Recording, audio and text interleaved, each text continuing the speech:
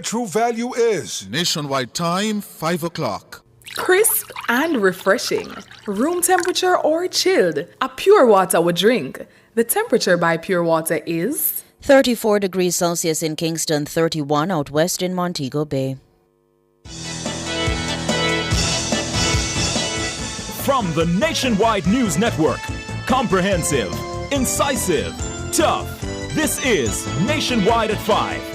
Good afternoon, I'm Cliff Hughes. And I'm Robeanne Williams. In nationwide news at this hour, inflation climbs to 6.5% for the month of August. Office of the DPP says it is straining under the weight of cases carried over from last term. Father of 7-year-old boy involved in gun find released from custody, but his teachers are being threatened. Manchester Police maintains that crime is under control in the parish. Whilst I do understand the concerns of the citizens, but to say crime is out of control, as the commanding officer, I can say this is not so. Opposition leader proposes to release Integrity Commission reports within 24 hours of submission if the PNP forms the next government. In news from the rest of the world, death toll in Haiti gas explosion rises. FBI says suspect in Trump assassination attempt was at the golf course for 12 hours. In headline sports, two former champions take the spotlight in Ray and Nephew Premier League doubleheader in Kingston tonight. And later in our broadcast, in our cover story at 5:35, the comrades were jubilant yesterday at the PNP's 86th annual conference. What did the party achieve? Commentators Damien Gordon and Jermaine Barrett will join us. In Public Opinion at 6:26, we ask, what's your biggest takeaway from Mark Golding's presentation at the PNP conference? Give us your comments by logging on to our Facebook page, Nationwide News Network, and by tweeting us at Nationwide Radio and message us on WhatsApp at 876-285-5693. You can also leave your comments on Instagram at Nationwide 90FM. All these and more as we take you home on air on your mobile, Nationwide 90FM, Nationwide Radio, jm.com, and on the Nationwide app available in Google Play and the App Store. This Monday afternoon, it's Monday, September 16, 2024.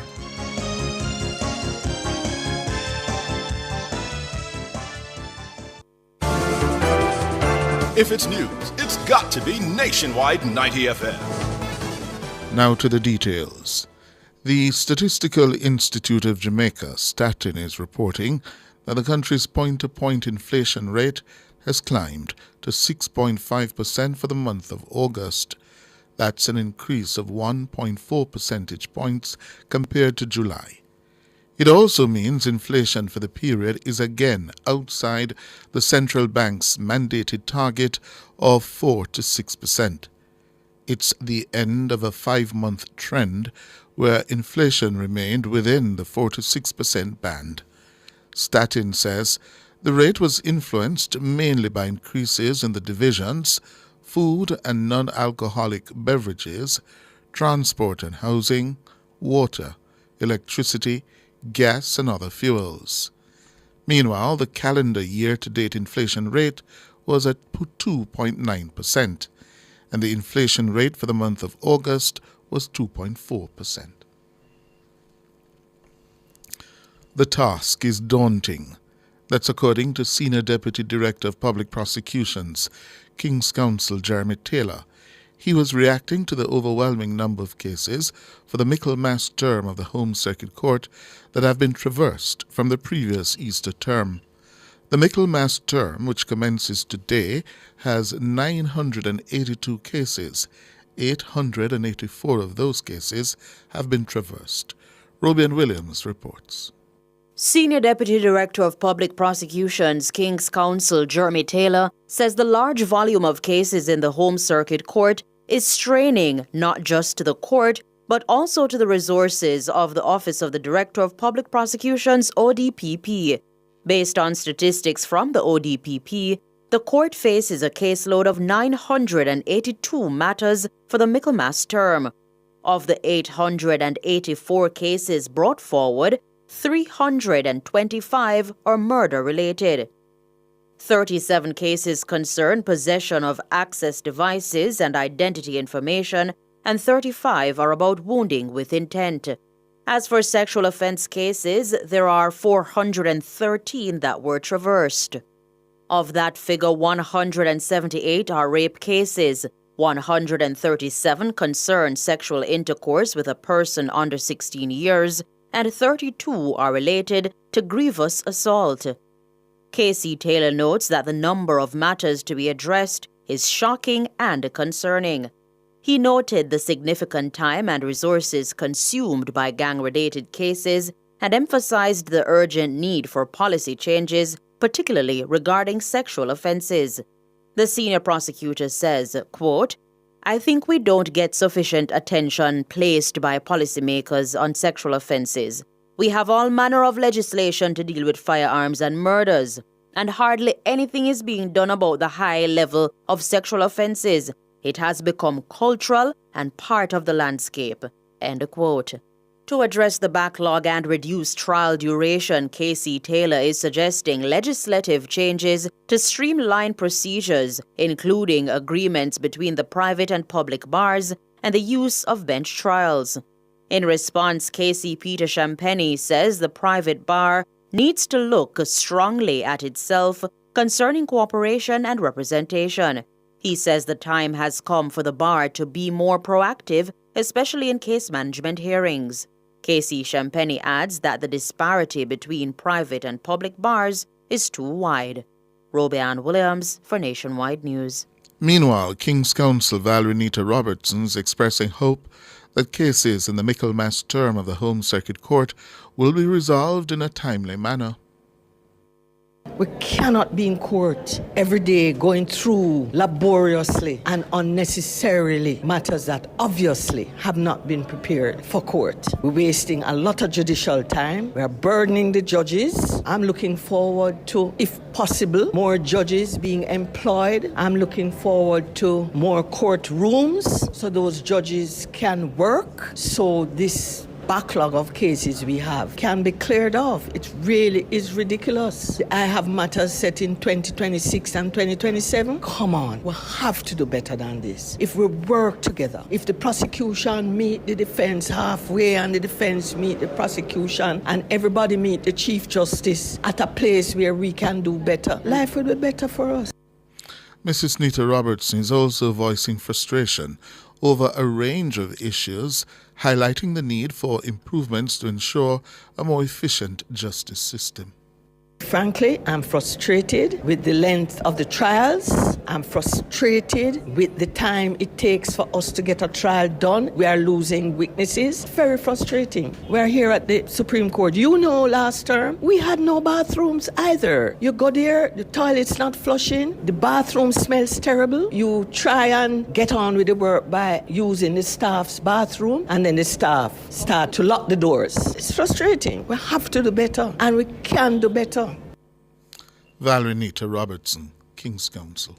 Nationwide News understands that the man whose 7-year-old son was found with a gun at his school in St. Elizabeth has been released from custody. This after his son changed his initial story that the weapon belonged to his father. It's also understood that death threats have been made against the teachers at the child's school. The name of the school will not be mentioned due to the sensitivity of the case. Shalois Michael reports. When the weapon was discovered last Thursday, the boy told the police he found it among his father's belongings. The father was taken into custody that same day. The child was initially released into the custody of his relatives. It's understood when police returned the following day to get the child's formal statement, he did not indicate that the gun belonged to his father. This led to the release of the father on Monday after spending 4 days behind bars. It's also understood the father was previously arrested for having an illegal firearm. The child and his siblings were, however, placed in the care of the Child Protection and Family Services Agency. Since then, the matter has reportedly taken an ominous turn. It's understood the teachers at the boys' school are now being threatened over their handling of the situation. They're being accused of reporting the matter to the police instead of alerting the child's family. Nationwide News understands that security personnel have been escorting the teachers to school. Head of the St. Elizabeth Police, Superintendent Coleridge Minto, says the police are seeking to ascertain the source of the threats. We are now treating with the matter of threats being made against persons from the school. And so that has come to our attention over the last 2 days, and we are investigating the source of the threats. I want to appeal to persons in the area to refrain from interfering with any form of witness or any person connected to this investigation. Superintendent Minto says the police have increased their presence at the school. Since this incident, we have been in that particular school. We have had at least one major meeting with the school administrators as well as persons from the Ministry of Education, and there are certain decisions that are being treated with from the school level. We continue to provide support in terms of security, in terms of having our school resource officers deployed, and we will continue that support in our schools across the parish. Shaloy Smichael for Nationwide News. Head of the Manchester Police Division, Deputy Superintendent Kerry Duncan, is maintaining that crime is under control in the parish. His reassurance follows a killing of 5 people over a 7-day period earlier this month. Over the past couple of weeks, the parish of Manchester has come into sharp focus. And this primarily is attributed to some recent incidents of murders. And whilst I do understand the concerns of the citizens, but to say crime is out of control, as the commanding officer, I can say this is not so. Let us put things in the context. Our major crime category consists of 7 major crimes.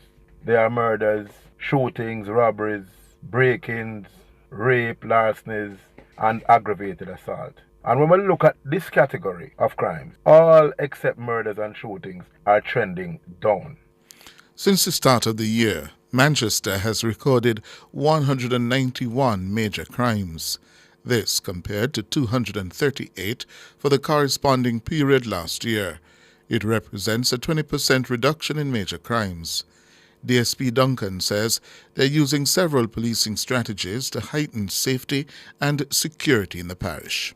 When we do our further analysis, it also indicating that lottery scamming is the root cause of most of these incidents.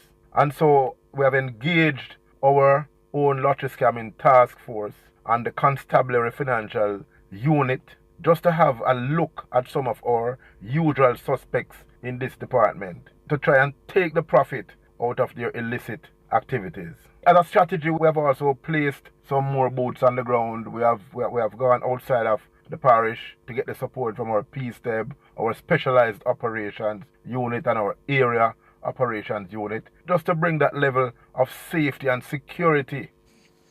Deputy Superintendent Kerry Duncan, head of the Manchester Police Division. Meanwhile, DSP Duncan says 2 suspects have been arrested and charged in connection with recent murders in Knockpatrick, Manchester. So even when we look at the most recent of the murders in the parish, particularly those that occurred over in the Knockpatrick space, 4 to be exact, our operational response have been so swift and precise that we took 2 persons in custody, and I can report that these 2 persons have been charged for 2 of the 4 murders. There was also an operation conducted where a man was shot and killed and a firearm was recovered from him, and he was also featured in a double murder over in that space. So the operations are ongoing, and we are relentless in pursuit of justice for the persons who are being killed in our parish. Deputy Superintendent Kerry Duncan, head of the Manchester Police Division. You're listening to Nationwide News at 5. Stay with us.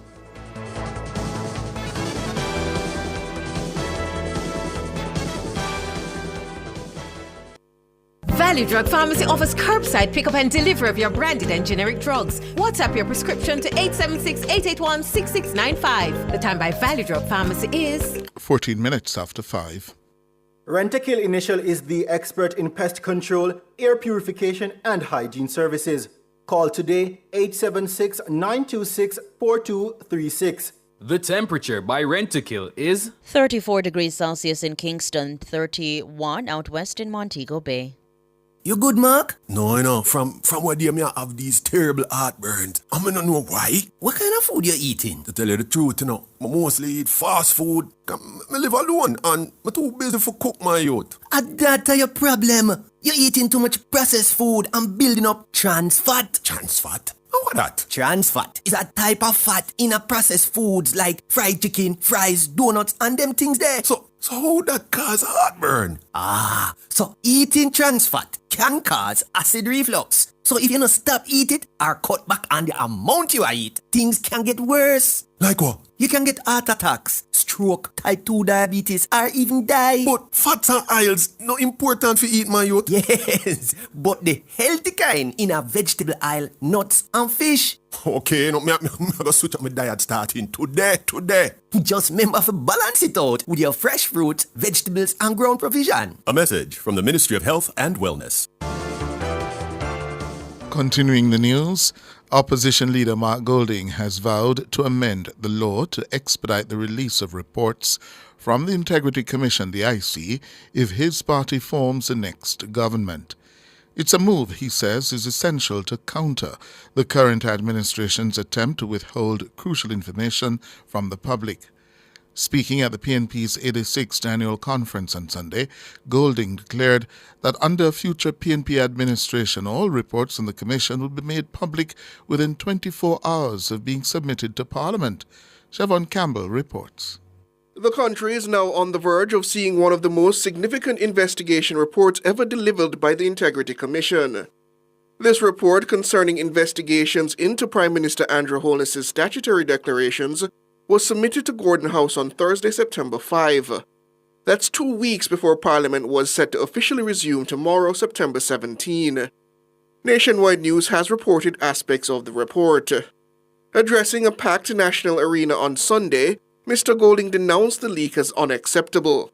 Now we have a second Integrity Commission report on the Prime Minister sent to Parliament but not yet tabled for the public to see, with little bits of it being selectively leaked to JLP allied media houses. We will put a stop to such shenanigans. We will change the law so that all Integrity Commission reports must be published on Parliament's website within a short time, perhaps 24 hours of being sent to Parliament, so all Jamaicans can read those reports. Currently, publicizing a report from the Integrity Commission before it is tabled in Parliament is a violation of the Integrity Commission Act. However, the changes Mr. Golding is proposing would diverge from the way that all statutory bodies handle their reports, which must be tabled in Parliament before being made public. It remains unclear if he plans to apply this departure from legal precedent to all statutory bodies or only the Integrity Commission. In addition, the opposition leader criticized Prime Minister Holness for failing to disclose the identities of the 8 parliamentarians under investigation for illicit enrichment. The failure to disclose the identity of the so-called illicit 8 MPs who are under investigation by the Integrity Commission remains a festering sore, only made worse by the Prime Minister's gag order on his cabinet ministers and MPs speaking publicly on these matters. Comrades, I had to hurry up and say that a second time, because before we reach and finish here today, maybe it will move from 8 to 12, the way how the number of labor rights illicits seems to multiply like gremlins. Mr. Golding also told his supporters that a future PNP government would address the issue of crime through court-supervised targeted detentions of individuals reasonably suspected of committing violent crimes. We will also pass legislation to allow targeted detentions under court supervision for known producers of violence on whom there is credible intelligence. This will enable cases to be built and lead to successful prosecutions, so there is accountability and no more impunity in this land. Siobhan Campbell for Nationwide News.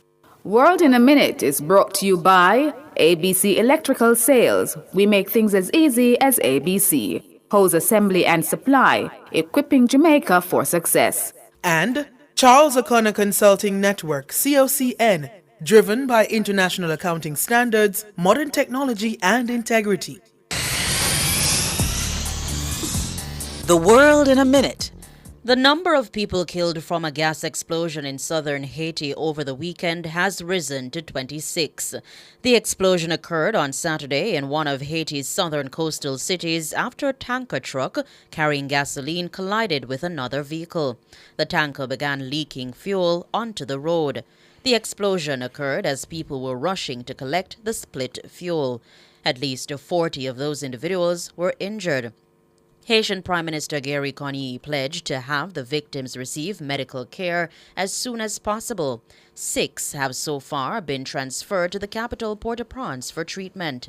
Authorities say they plan to transfer another 12 victims with severe burns. It's not the first time there have been multiple fatalities in Haiti due to a gas tanker explosion. In 2021, 75 people were killed in the northern city of Cap Haitian when a fuel truck overturned. The Federal Bureau of Investigations, the FBI, says the man suspected of attempting to assassinate Donald Trump camped outside the golf course in West Palm Beach with food and a rifle for nearly 12 hours.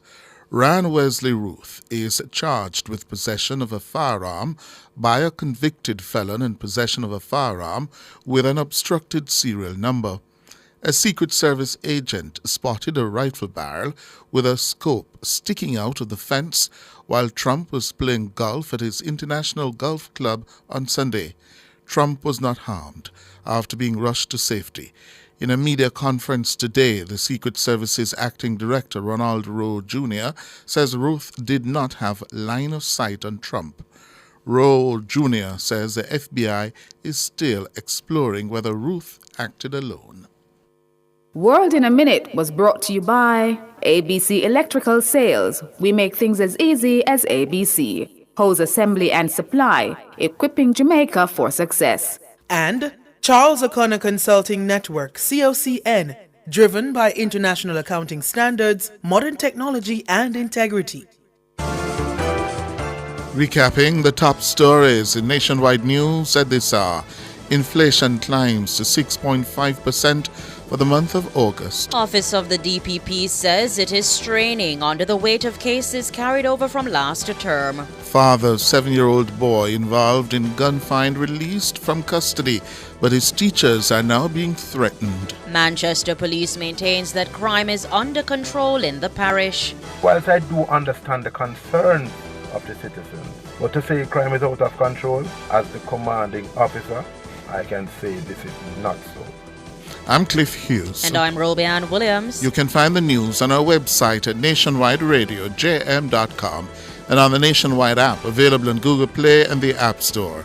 News next, the headlines at 6.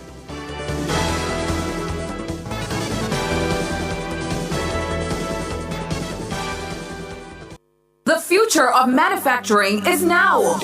Join the Jamaica Manufacturers and Exporters Association, JMEA, in association with VM Group for an unforgettable evening on September 28, 2024 at the Jamaica Pegasus Hotel. They're celebrating the industry's brightest minds and the groundbreaking achievements shaping Jamaica's future. Request your tickets at bit.ly/2024 awards tickets or email awards@jmea.org to learn more. Let's witness the future. September 28, 6:30 p.m., the Jamaica Pegasus Hotel. Energize your life the right way with DBJ. Yeah, you must can save enough energy solution. Choose one today for your house or your business. Money I go save. Yeah, DBJ. Energize your life the right way. The Development Bank of Jamaica Limited is here to help you with the purchase and installation of renewable energy systems to help you save on your energy bill. Contact your business banker or bank today. Energize your business or home the right way with DBJ Energy Loan. Motorists, as Minister of Justice, I appeal to you, obey the road code, pay your ticket on time, and only go to court if the ticket is being contested. Close to 80% of matters coming to the parish courts are for traffic breaches. Let's work together to make our roads safe and ease the burden on our courts.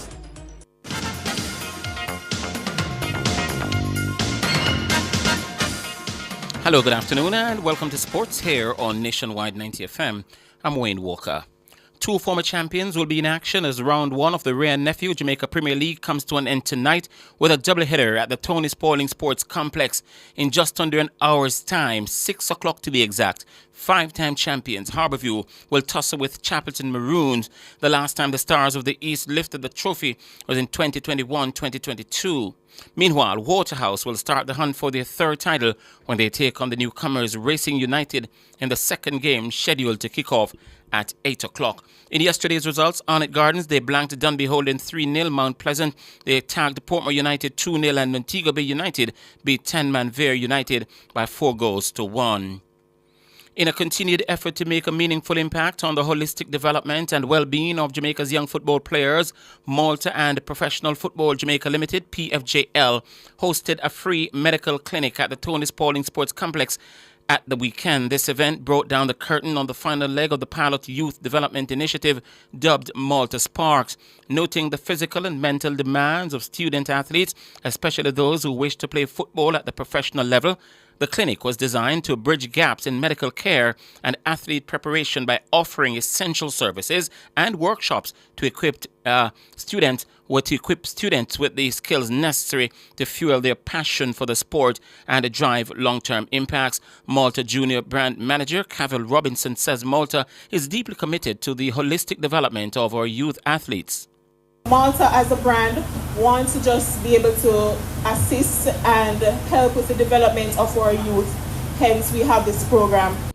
Cavill Robinson throughout the pilot program, which began with Arnett Gardens, Portmore United, Harbourview and Waterhouse, and later expanded to schools including Vauxhall High, Charlie Smith, Kingston College, Woolmers and Emmanuel Christian Academy. Student athletes were engaged in sessions covering personal branding, media engagement, nutrition and wellness. CEO of PFJL, Owen Hill, says this broader focus demonstrates that a successful career in sports involves more than just physical training. It requires well-rounded development.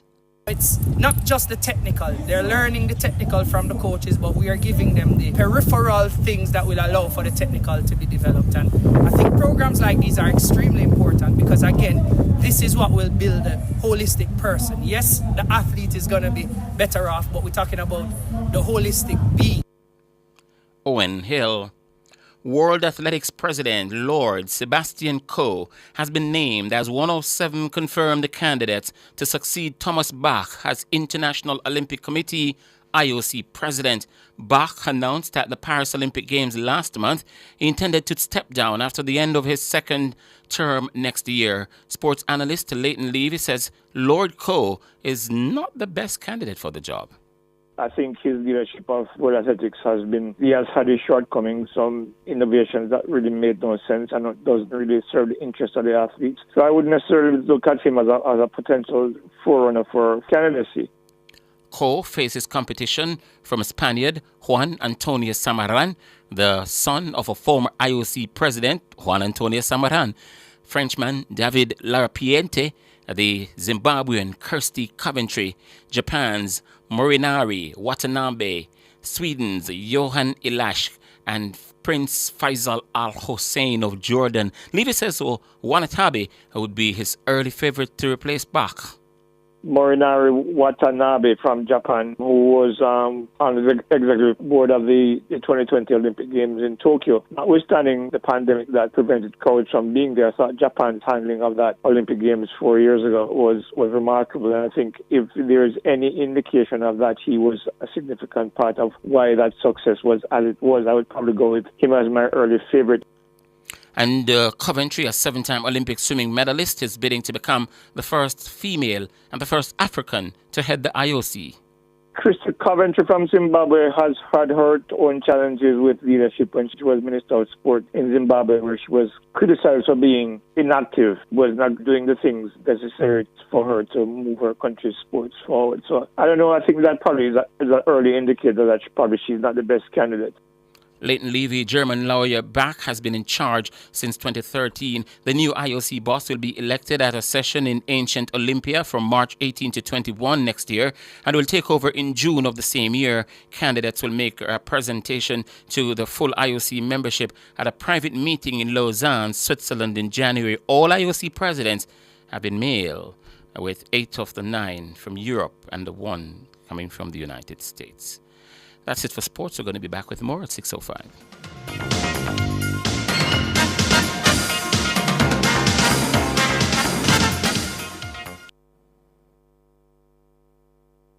Can you imagine getting a marketable skill for free? Your government has made it possible for anyone wanting to learn a skill to get free training through the Heart and STA Trust. Learn a new skill and expand your horizons. The time by the Office of the Prime Minister is 5:30. Welcome to our Active Corner, brought to you by Active Home Center. Are you ready to upgrade your bathroom? It's time to choose the perfect toilet for your space. First, consider the size of your bathroom. Measure the space where the toilet will be installed so it fits comfortably. Also, decide if you'd want a standing toilet or one that floats from the wall to suit your style. Did you know toilets can conserve water too? Look for toilets with a green water sense label that uses less water when flushing. Also, consider soft close toilet seats that close slowly and quietly. Shop toilets in our showroom today. Tune in at this time for more from Active Home Center. Back to school is easy with JN Money. Send or receive money transfers with JN Money from now until September 30 for a chance to be one of 4 lucky winners of $25,000 each month. Conditions apply. I've been hearing about this constitutional reform thing. You know anything about it? Yes, constitutional reform is a chance for us to Jamaicanize the constitution. But how? Enough things changed since 1962 and we have matured as a nation. So modernizing the constitution will reflect our current societal values. Oh, a constitution for Jamaicans, approved by Jamaicans. Are you ready for the journey? Join us on the road to Republic. Think independence, think Republic. A message from the Ministry of Legal and Constitutional Affairs.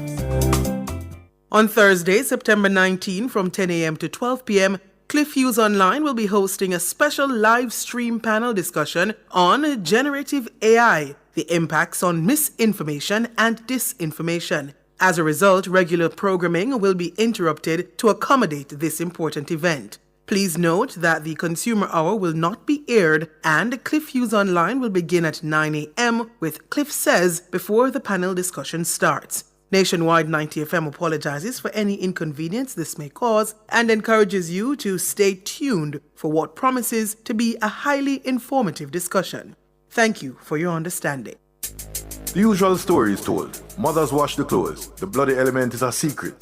The wrongs are always denied. The girlfriends and mothers of their children defend their honor and double down to deflect their deeds. Even some who sit in church regularly keep praying for their sons and nephews to change their wicked ways while accepting the spoils of their crimes and murderous ways. It is an uncomfortable reality, but should we avoid talking about it? Join me, Rodney Campbell, every Tuesday from 9 to 10:30 p.m. for Affairs of the Heart, right here on Nationwide 90 FM. This Tuesday's topic, the role women play in creating and covering criminals. Appear to be Nile, run downtown, run downtown, run downtown. Affairs of the Heart is brought to you by Supermed Pharmacy. Super happy, super healthy, Supermed. ABC Electrical Sales. We make things as easy as ABC. Do you have a consumer-related issue? Want to learn more about matters concerning you as a consumer? Well, keep it locked to Nationwide 90 FM for the Consumer Hour with me, Nora Gay Banton. Weekdays from 9 to 10 a.m. For all your consumer-centric matters, stay tuned to the Consumer Hour on Nationwide 90 FM, a revolution in media. Cover Story is brought to you by Multilink. Roll with control. Use Multilink. Safe, fast, and accepted in more locations. We've been a part of everyday Jamaican life for over 25 years. From paydays to birthdays, unexpected emergencies to anniversary celebrations, the supermarket checkout line, or paying a bill or taxes on time. Our fast, secure debit network provides reliable service so you can always depend on Multilink. Jamaican and proud, fast, secure, everywhere.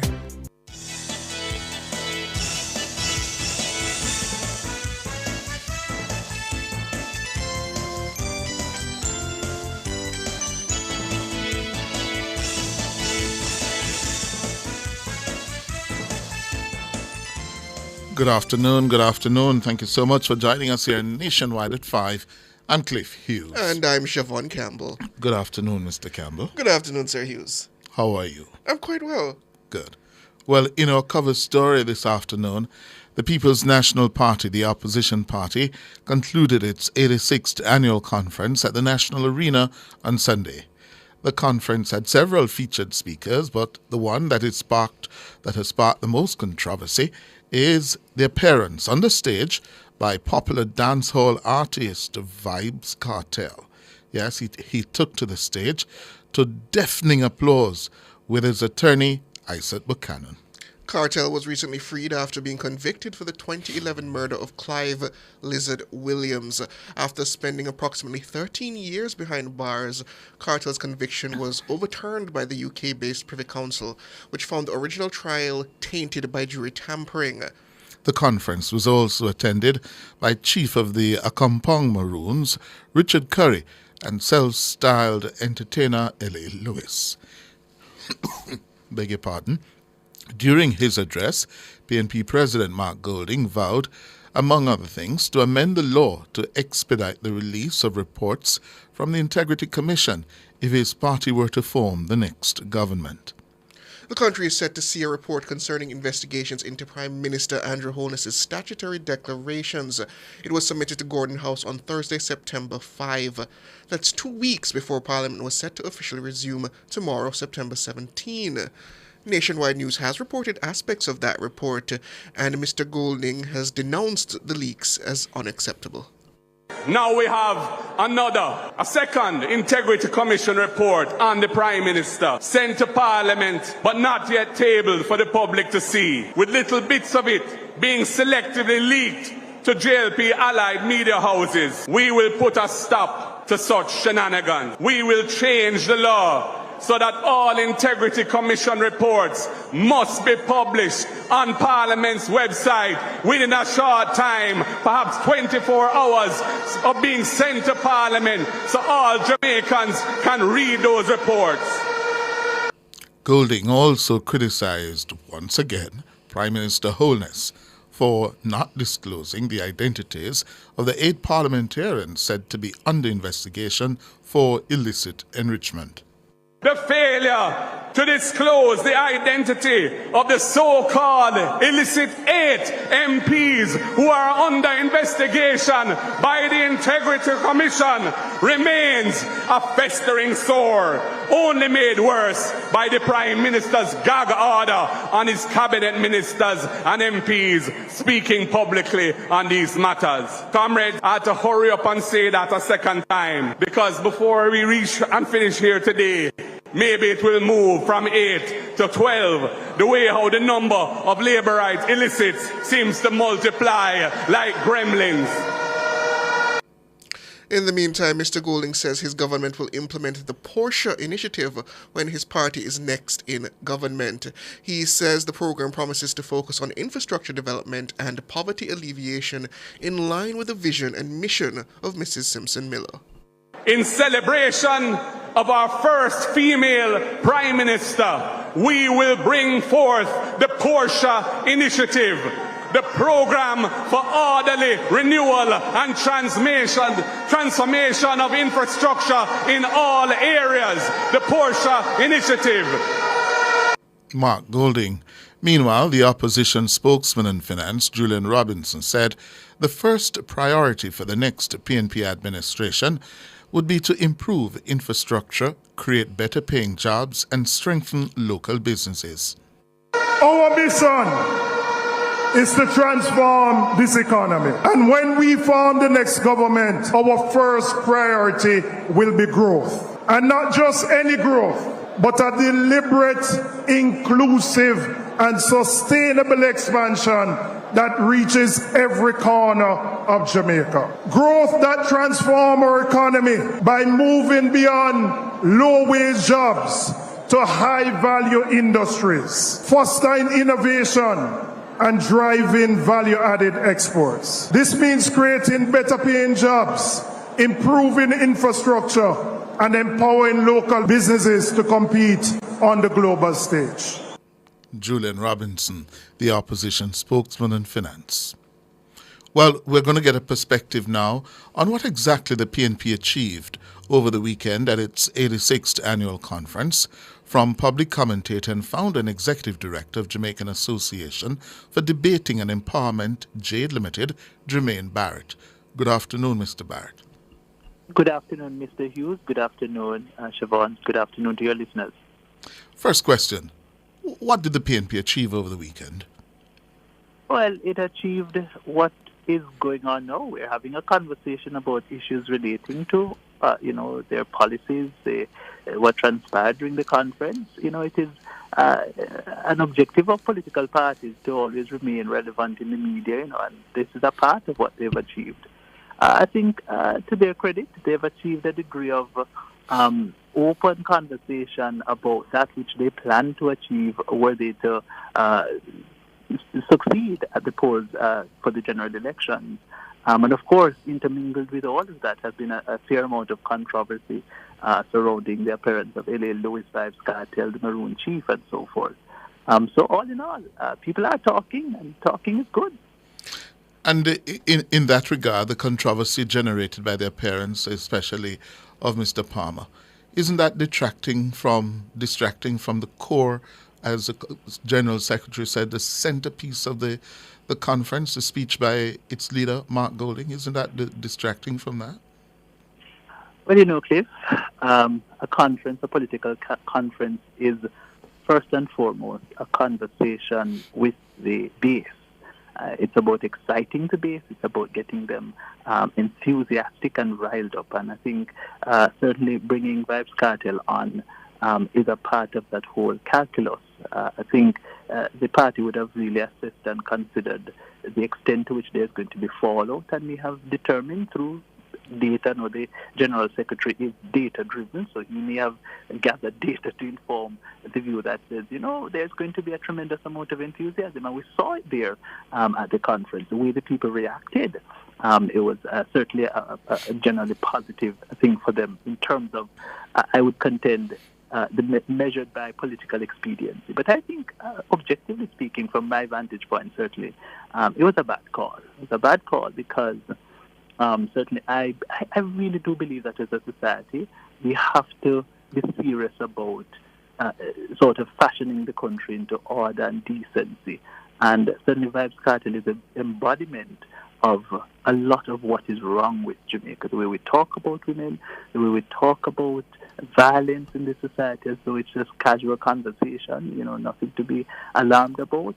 The way we advocate for things that are really degrading the social fabric of the society. We can't, on one hand, be sort of urging the society to come to order and decency and civility, and at the same time be seeming to be endorsing somebody who embodies those kinds of attributes. I think it's a mixed signal, and it is bad. But you said it's a bad call, but at the same time, you seem to be suggesting that the General Secretary, a data-driven man, would have done the calculation and that it may, at the end of the day, redound to their benefit. Where are you? I'm not confusing me. And I understand the challenge.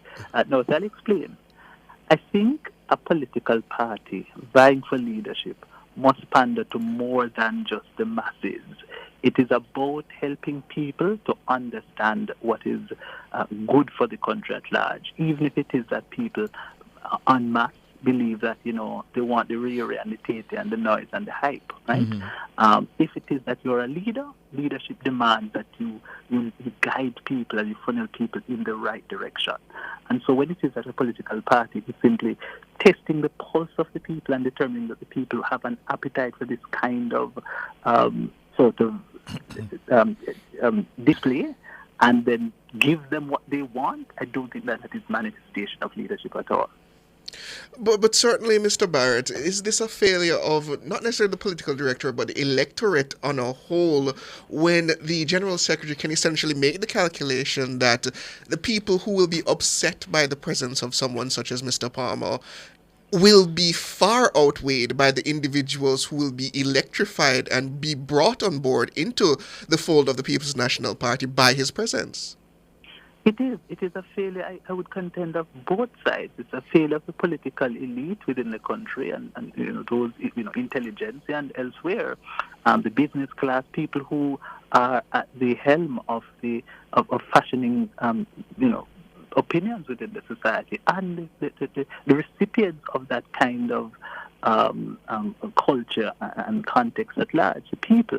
I think it was a failure on both sides, and I think I really long for the day when leaders can stand up in this country and say no to people whose imagery is consistent with the abuse of women. And I mean, just fairly recently he came out of jail and was in a podcast where he was heard spewing abusive language to his supposed fiancée.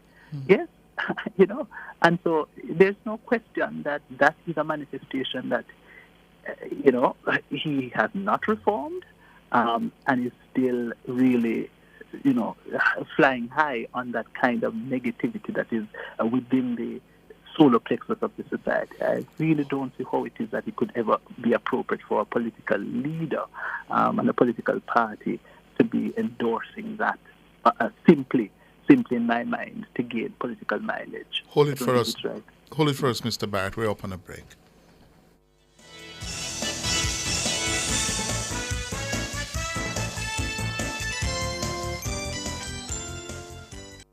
Clearing personal, non-commercial shipments at the port? Avoid the wait. Request a contactless clearance through your agent today. It's more efficient. It's secure. The time by the Jamaica Customs Agency is 14 minutes to 6. Upgrade your kitchen and bathroom to the next level with Unique Living. They're the ultimate destination for all your kitchen and bathroom needs, from luxurious shower systems to exquisite faucets, vanities, sinks, toilets, closets, and more. They have it all. Visit shop number 6, 30 Dunrobin Avenue, Kingston 10, or call them at 876-755-3661. Elevate your space with Unique Living, where quality meets expectations. Charles O'Connor Consulting Network, COCN, is a financial reporting firm that delivers accounting and compliance services on time. Call us today at 876-908-0486-7. Email us at clientservices@cocnjamaica.com or visit our website at www.cocnjamaica.com. COCN, driven by international accounting standards, modern technology, and integrity. Drive Hyundai vehicles beyond your dreams with an exclusive 4.99% interest rate. Yes! Shop Hyundai vehicles and get a super low 4.99% interest rate on your car loan. Plus 2 years free service, 1 year insurance, and 5 years warranty. Offer valid on all 2024 Hyundai vehicles. Drive your Hyundai with the lowest interest, 4.99%. Conditions apply. Make a deal. Yes, Kemlani Mart is making deals. Really? Deals like what? On scratch, dented, new furniture and appliances. Oh, that's great. And that's not all. Kemlani Mart has tiles, toilets, doors at crazy low prices. So I can make a deal on a sofa set? Of course, and dining room sets, outdoor furniture, ACs and more. No reasonable offer will be refused. Only at Kemlani Mart, Manor Center and 77 King Street. I love this place, you see.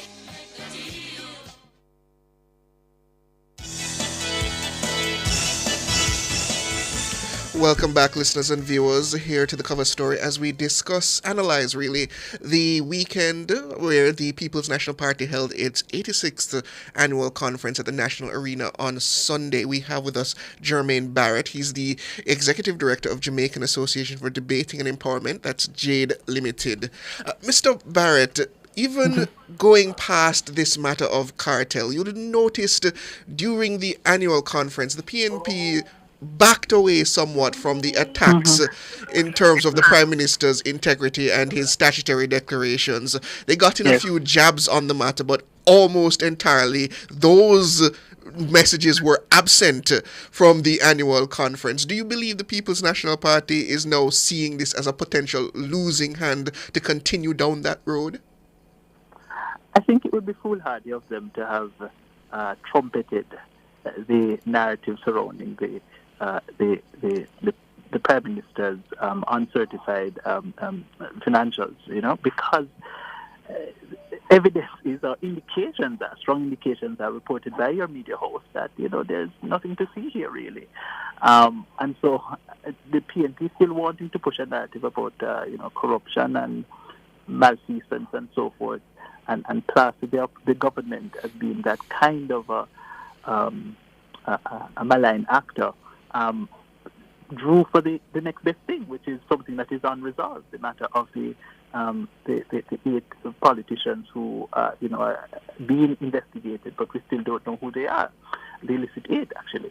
And so I think it was fairly witty and smart of the leader of the opposition, the way he coined it, talking about, this is increasing, by the end of this little message we might find that we're at 12 and so forth. I mean, pandering to the masses, an exciting person. But I think behind all of that kind of,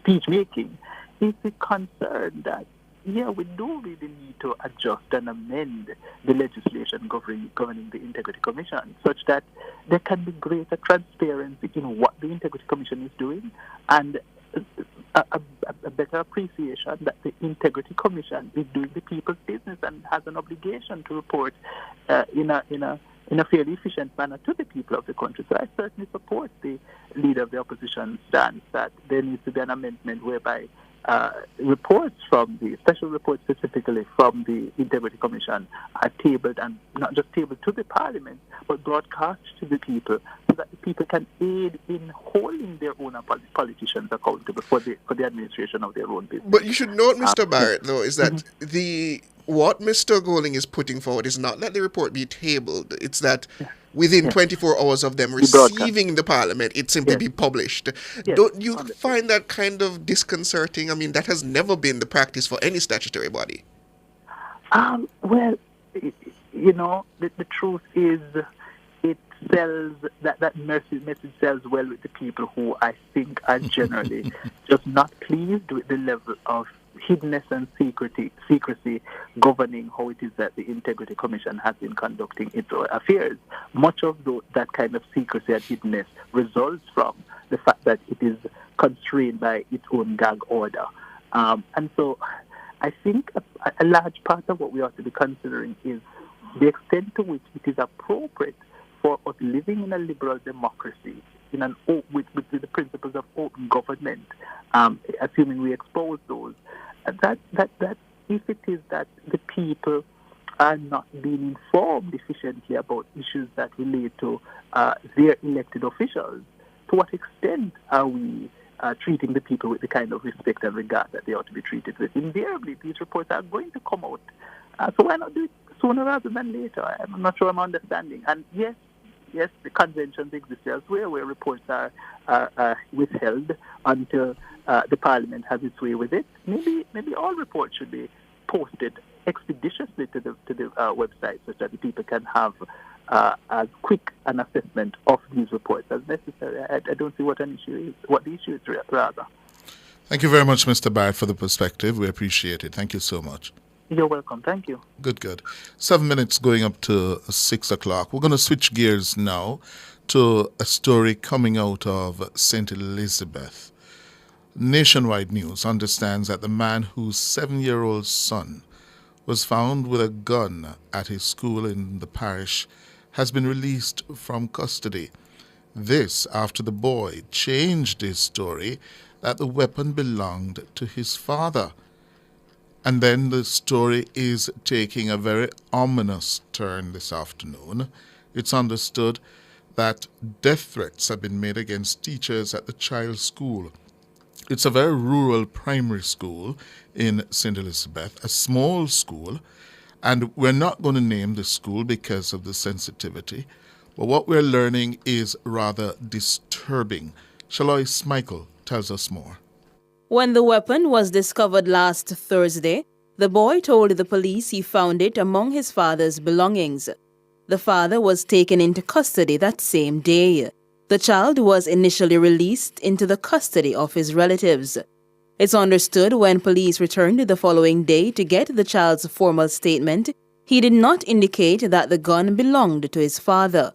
This led to the release of the father on Monday after spending 4 days behind bars. It's also understood the father was previously arrested for having an illegal firearm. The child and his siblings were, however, placed in the care of the Child Protection and Family Services Agency. Since then, the matter has reportedly taken an ominous turn. It's understood the teachers at the boys' school are now being threatened over their handling of the situation. They're being accused of reporting the matter to the police instead of alerting the child's family. Nationwide News understands that security personnel have been escorting the teachers to school. Head of the St. Elizabeth Police, Superintendent Coleridge Minto, says the police are seeking to ascertain the source of the threats. We are now treating with the matter of threats being made against persons from the school. And so that has come to our attention over the last 2 days, and we are investigating the source of the threats. We want to appeal to persons in the area to refrain from interfering with any form of witness or any person connected to this investigation. Superintendent Minto says the police have increased their presence at the school. Since this incident, we have been in that particular school. We have had at least one major meeting with the school administrators as well as persons from the Ministry of Education, and there are certain decisions that are being treated with from the school level. We continue to provide support in terms of security, in terms of having our school resource officers deployed, and we will continue that support in our schools across the parish. Shaloy Smichael for Nationwide News. Thank you, Shaloy. And Siobhan, clearly we have a story here that we've got to watch, because what we understand, it's a small school, small staff complement, and the teachers are scared. Yes? They are scared to the point where the police now have to be offering them some escort and protection to get to and from school. Certainly there are still so many questions that are raised based on how this has been handled.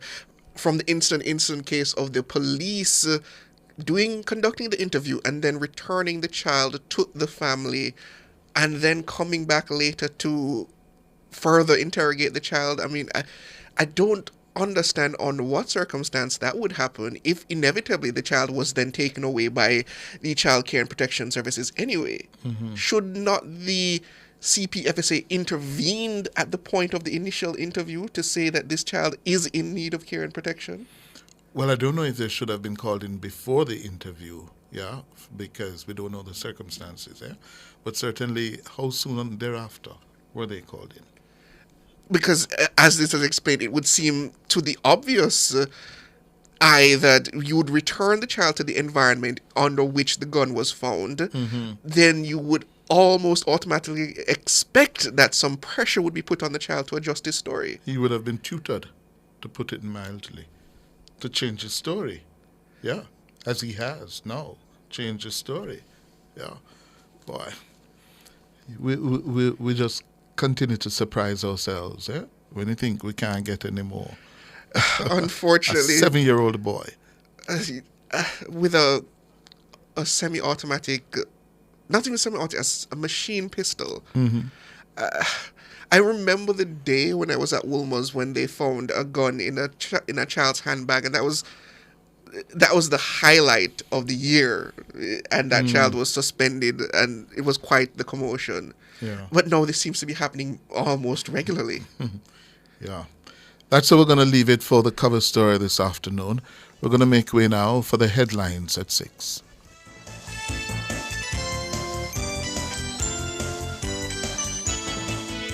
Cover story was brought to you by Multilink. Roll with control. Use Multilink. Safe, fast, and accepted in more locations.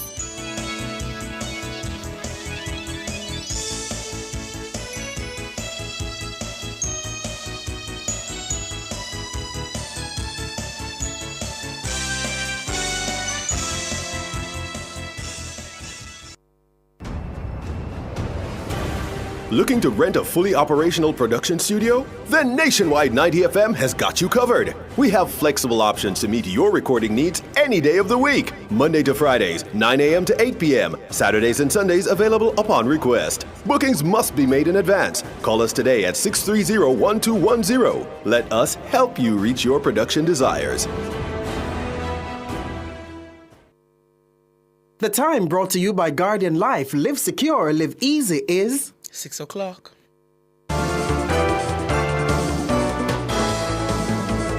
Nationwide headlines at 6. Good evening. With the headlines at 6, I'm Norige Banton. The Statistical Institute of Jamaica, Stating, is reporting that the country's point-to-point inflation rate has climbed to 6.5% for the month of August. That's an increase of 1.4 percentage points compared to July. It also means inflation for the period is again outside the Bank of Jamaica's mandated target range of 4 to 6%. It's the end of a 5-month trend where inflation remained within the 4 to 6% band. Statin says the rate was influenced mainly by increases in the division's food and non-alcoholic beverages, transport and housing, water, electricity, gas, and other fuels. Meanwhile, the calendar year to date inflation rate was 2.9%, and the inflation rate for the month of August was 2.4%. Head of the Manchester Police Division, Deputy Superintendent Kerry Duncan, is maintaining that crime is under control in the parish. His reassurance follows the killing of 5 people over a 7-day period earlier this month. Over the past couple of weeks, the parish of Manchester has come into sharp focus. And this primarily is attributed to some recent incidents of murders. And whilst I do understand the concerns of the citizens, but to say crime is out of control, as the commanding officer, I can say this is not so. Let us put things in the context. Our major crime category consists of 7 major crimes. They are murders, shootings, robberies, break-ins, rape, larcenies, and aggravated assault. And when we look at this category of crimes, all except murders and shootings are trending down. Since the start of the year, Manchester has recorded 191 major crimes. This compared to 238 for the corresponding period last year. It represents a 20% reduction in major crimes. DSP Duncan says they're using several policing strategies to heighten safety and security in the parish. When we do our further analysis, it also indicating that lottery scamming is the root cause of most of these incidents. And so we have engaged our own lottery scamming task force and the constabulary financial unit just to have a look at some of our usual suspects in this department to try and take the profit out of their illicit activities. As a strategy, we have also placed some more boots on the ground. We have gone outside of the parish to get the support from our PSTEB, our Specialized Operations Unit, and our Area Operations Unit, just to bring that level of safety and security. Deputy Superintendent Kerry Duncan, head of the Manchester Police. Residents from 5 communities in South Manchester blocked the Lancaster to Victoriatown Main Road early Monday morning to bring attention to poor roads and damage to key infrastructure in the constituency. Representing Lancaster, Prattville, Asia, Victoriatown and Pusey Hill, the residents used downed trees and debris to block miles of roadway. A senior citizen, Kenrick Morgan, describes his experience. Me if you walk for quite a year show. On foot. How far that? It was about 2 miles. About 2 miles. Coming up the line. No taxi. Taxi park na Yesho Square. I want a place thing called Baker up the line. Nothing. Where I go to? We don't have no road in. Pure pothole that kid here. You gave me walk a night. You drop my pothole. And nobody you talk to. Maybe I go do. Have you take it? When you get it? The residents say they feel neglected by their political representatives, including the sitting Member of Parliament, the Jamaica Labour Party's Robert Chin. The residents say in addition to the deplorable road conditions, the Asia Police Station is without a functional service vehicle. They also claim that the community has limited access to healthcare and education as a result of damage by Hurricane Beryl. A group of men spoke with Nationwide News on Monday. No MP1. We not even know this one run.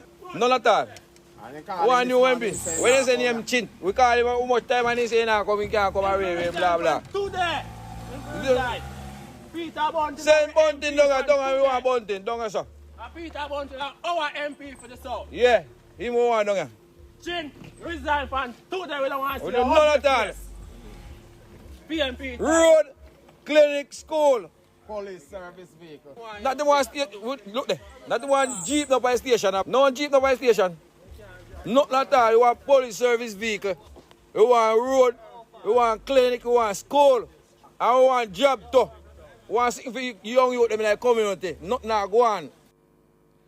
When Nationwide News contacted Mr. Chin for this story, he said he was unable to talk.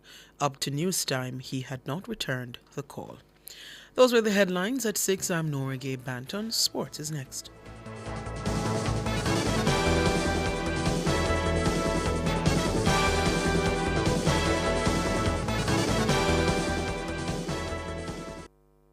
We are the best at what we do. At Hose Assembly and Supply Limited, we supply hose fittings and tools. We guarantee we can't be beaten when price and quality are combined. You brand us the Hose and Tool Boss because we deliver the most effective industrial solutions. Come in and experience the joy of shopping with Hose Assembly and Supply Limited. Call us 876-923-3936 or visit 173 Hagley Park Road, 2 Charlesworth Crescent or Montego Bay Trade Center. Hose Assembly and Supply Limited. More than just hoses. Now open every Sunday. Drive Hyundai. Hyundai vehicles beyond your dreams with an exclusive 4.99% interest rate. Yes! Shop Hyundai vehicles and get a super low 4.99% interest rate on your car loan. Plus 2 years free service, 1 year insurance, and 5 years warranty. Offer valid on all 2024 Hyundai vehicles. Drive your Hyundai with the lowest interest, 4.99%. Conditions apply. My Mega Mart, best value by far. With so much to do in one location, make Mega Mart your one-stop shop. Pick up your groceries and houseware needs, grab a bite and pay some bills, fill your prescriptions and see the beauty products in our pharmacy. All in one amazing location. My Mega Mart, the best value by far.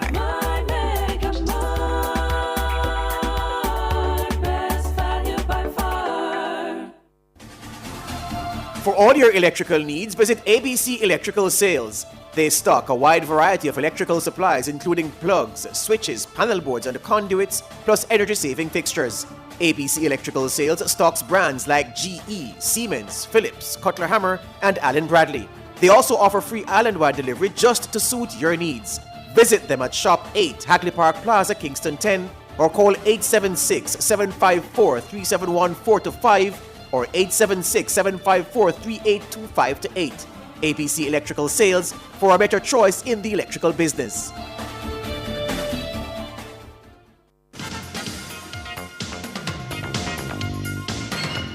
Hello, good evening, and welcome to sports here on Nationwide 90 FM. It's 0-0 at the moment between Harbourview and the Chapelton Maroons. The early kickoff of a doubleheader at the Tony Spalding Sports Complex and the final set of games in the round 1 of the Jamaica Premier League. And coming up a little later on, in fact at 8 o'clock, it will be Waterhouse taking on the newcomers Racing United at the same venue. Yesterday, the home team Arnett Gardens blanked Dunbeholden by 3-0. Mount Pleasant beat Portmore United 2-0 and Mobay United beat Tenman Avere United by 4-1. In a continued effort to make a meaningful impact on the holistic development and well-being of Jamaica's young football players, Malta and Professional Football Jamaica Limited hosted a free medical clinic at the Tony Spalding Sports Complex at the weekend, and this event brought down the curtain on the final leg of the pilot youth development initiative dubbed Malta Sparks.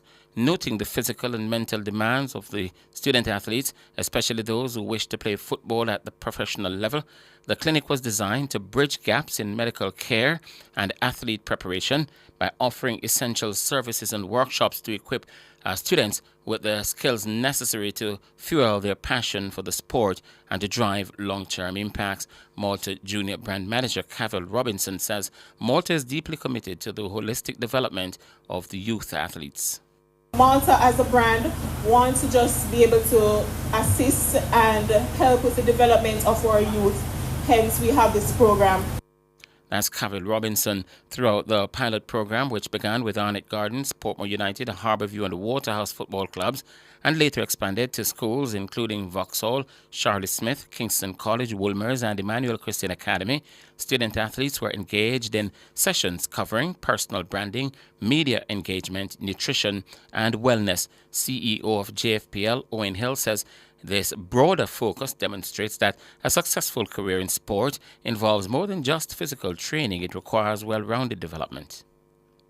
It's not just the technical. They're learning the technical from the coaches, but we are giving them the peripheral things that will allow for the technical to be developed. And I think programs like these are extremely important because, again, this is what will build a holistic person. Yes, the athlete is going to be better off, but we're talking about the holistic being. That's Owen Hill. President of the Jamaica Olympic Association, Christopher Samuda, welcomes news that Scotland's capital, Glasgow, is set to be announced as the host city of a scaled-down Commonwealth Games in 2026. This comes a year after Australian state Victoria pulled out due to ballooning costs. The 2026 Commonwealth Games were to be held in multiple cities across Victoria, but the Australian state made a shock announcement in July 2023 that it has pulled out of the multisport event, citing a steep rise in projected expenditure. But it is learned that the Australian authorities have promised a multi-million-pound investment to help finalize Glasgow's offer to rescue the multisport event. Samuda described Glasgow as an emancipator of the Games.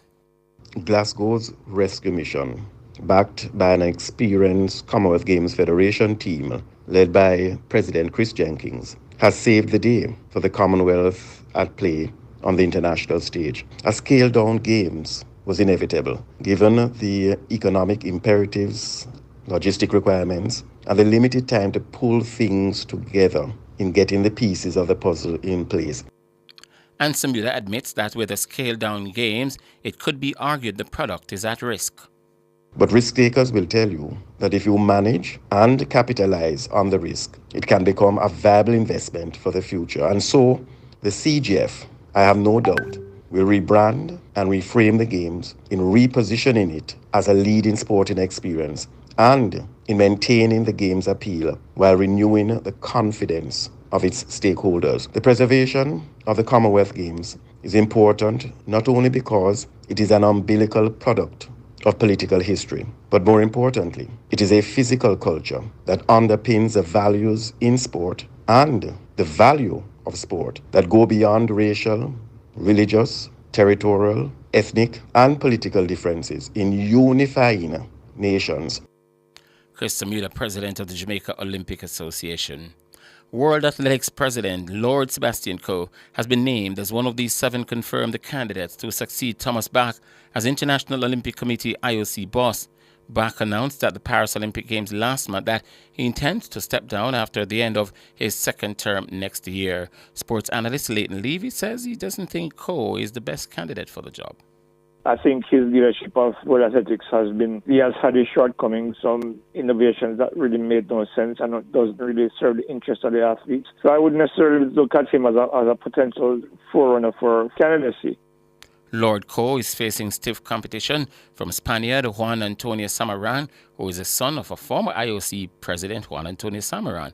A Frenchman, David Lapartitient, a Zimbabwean Kirsty Coventry, Japan's Morinari Wanatabe, Sweden's multimillionaire Johan Ilash, and Prince Faisal Al Hussein of Jordan. Levy says Watanabe would be his early favorite to replace Bach. Morinari Watanabe from Japan, who was on the executive board of the 2020 Olympic Games in Tokyo. Notwithstanding the pandemic that prevented crowds from being there, I thought Japan's handling of that Olympic Games 4 years ago was remarkable. And I think if there is any indication of that he was a significant part of why that success was as it was, I would probably go with him as my early favorite. And Coventry, a 7-time Olympic swimming medalist, is bidding to become the first female and the first African to head the IOC. Christy Coventry from Zimbabwe has had her own challenges with leadership when she was Minister of Sport in Zimbabwe, where she was criticized for being inactive, was not doing the things necessary for her to move her country's sports forward. So I don't know, I think that probably is an early indicator that she's not the best candidate. Leighton Levy, German lawyer Bach, has been in charge since 2013. The new IOC president will be elected at a session in ancient Olympia from March 18 to 21, 2025, and will take over in June of the same year. Candidates will make presentations to the full IOC membership at a private meeting in Lausanne, Switzerland in January. 8 of the 9 people who have been president of the IOC are from Europe and 1 from the United States. Racing Secretary at Caymanas Park, Denzel Miller, says they have already received the letters from overseas interests for the 2024 Mute Mile Invitational scheduled for Saturday, December 7. The Mute Mile Invitational will showcase the Caribbean's most lucrative race day, which promises to be an epic showdown, says Miller. 3 are at the park here already. 3 are scheduled to arrive in the country in September, hopefully. And then from there we'll see how they train and go towards the whole excitement of being a participant in the Mute Mile. The ones that are actually on the park already, Share the Light, Trainer Hutchinson has him, Play, Rowan Matty, Barnaby, Anthony Nunez. We expect 3 from Rowan Crichton, who won the race last year with rough entries. Mr. Nunez also had another horse expected to get to Jamaica with the intention of running there, a horse by the name of TikTok, and we also have a filly called Beard Valley. So we have options there from the US-based horses. Miller says Derby winner Crown Chaser is the first horse to qualify for the cash-rich race.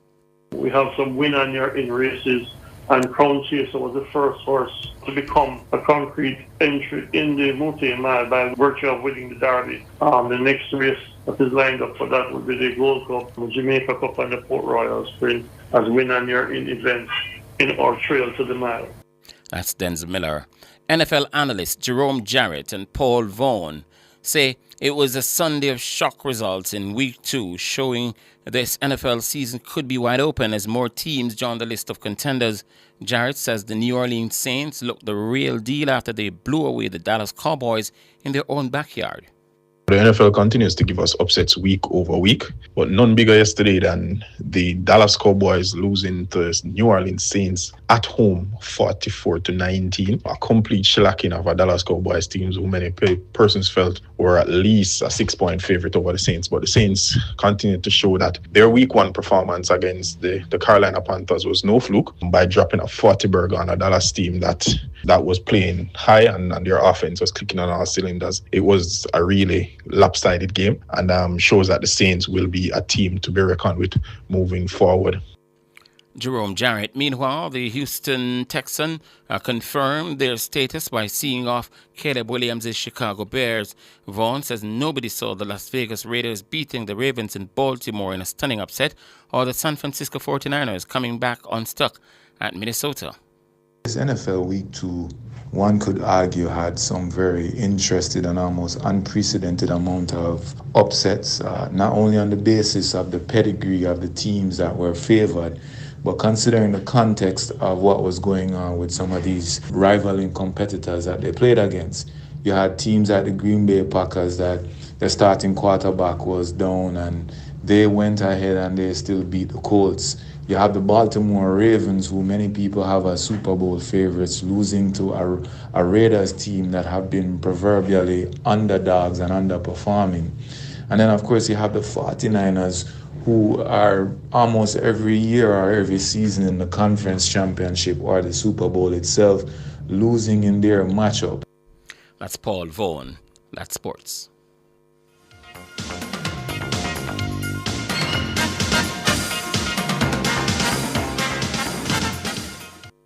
For all your scales and food processing equipment, call Advanced Scales and Equipment Limited at 876-968-9612 to 5. The time by Advanced Scales and Equipment Limited is 6:19.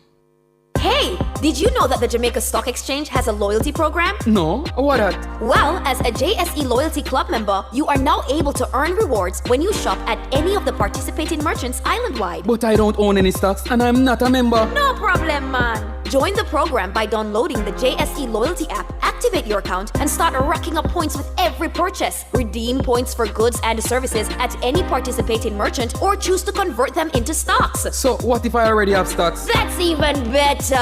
It means that you are pre-enrolled on the program. You only need to download the app and activate. Start your portfolio, grow your portfolio, join our loyalty program, and earn, save, or invest. The Jamaica Stock Exchange, where loyalty builds financial performance.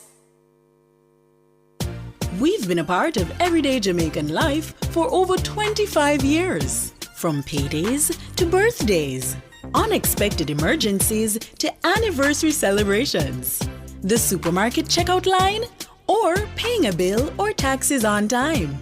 Our fast, secure debit network provides reliable service so you can always depend on Multilink. Jamaican and proud, fast, secure, everywhere. You good, Mark? No, you know, from what day me I have these terrible heartburns. I don't know why. What kind of food you eating? To tell you the truth, you know, I mostly eat fast food. I live alone and I'm too busy for cook my youth. That's your problem. You're eating too much processed food and building up trans fat. Trans fat? What that? Trans fat is a type of fat in a processed foods like fried chicken, fries, donuts, and them things there. So how that cause heartburn? So eating trans fat can cause acid reflux. So if you don't stop eat it or cut back on the amount you eat, things can get worse. Like what? You can get heart attacks, stroke, type 2 diabetes, or even die. But fats and oils not important for eat, my youth. Yes, but the healthy kind in a vegetable aisle, nuts and fish. Okay, no, me gonna switch up my diet starting today. Just remember to balance it out with your fresh fruits, vegetables, and ground provision. A message from the Ministry of Health and Wellness.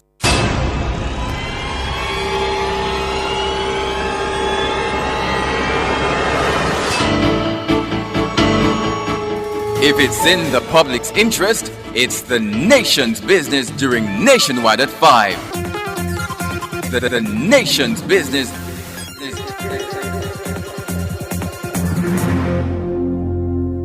Public Opinion is brought to you by Cleasing Industrial Supplies Limited, Industrial Automation and Control Solutions.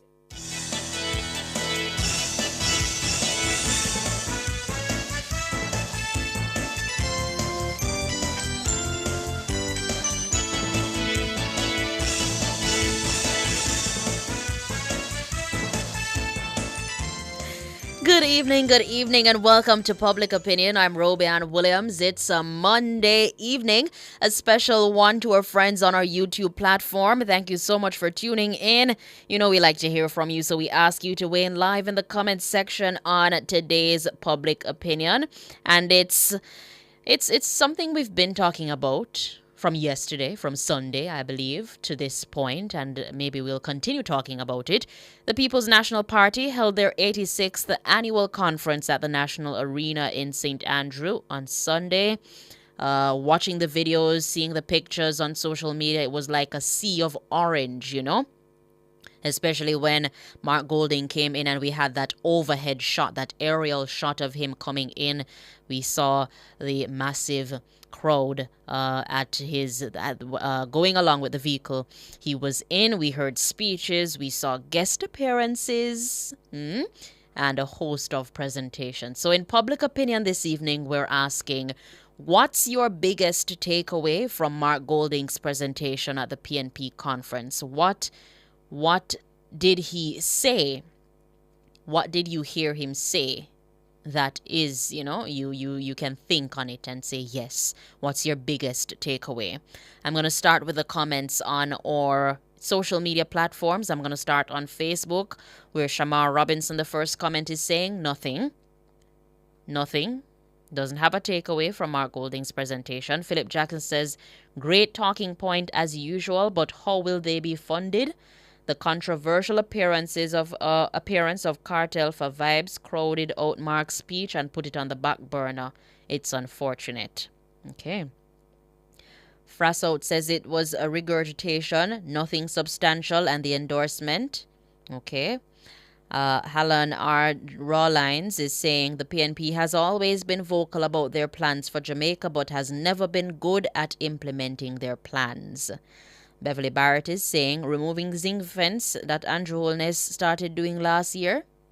And Claude Russell believes that the talking points were Michael Manley's promises. Yeah. Michelle Bernard is questioning biggest takeaway.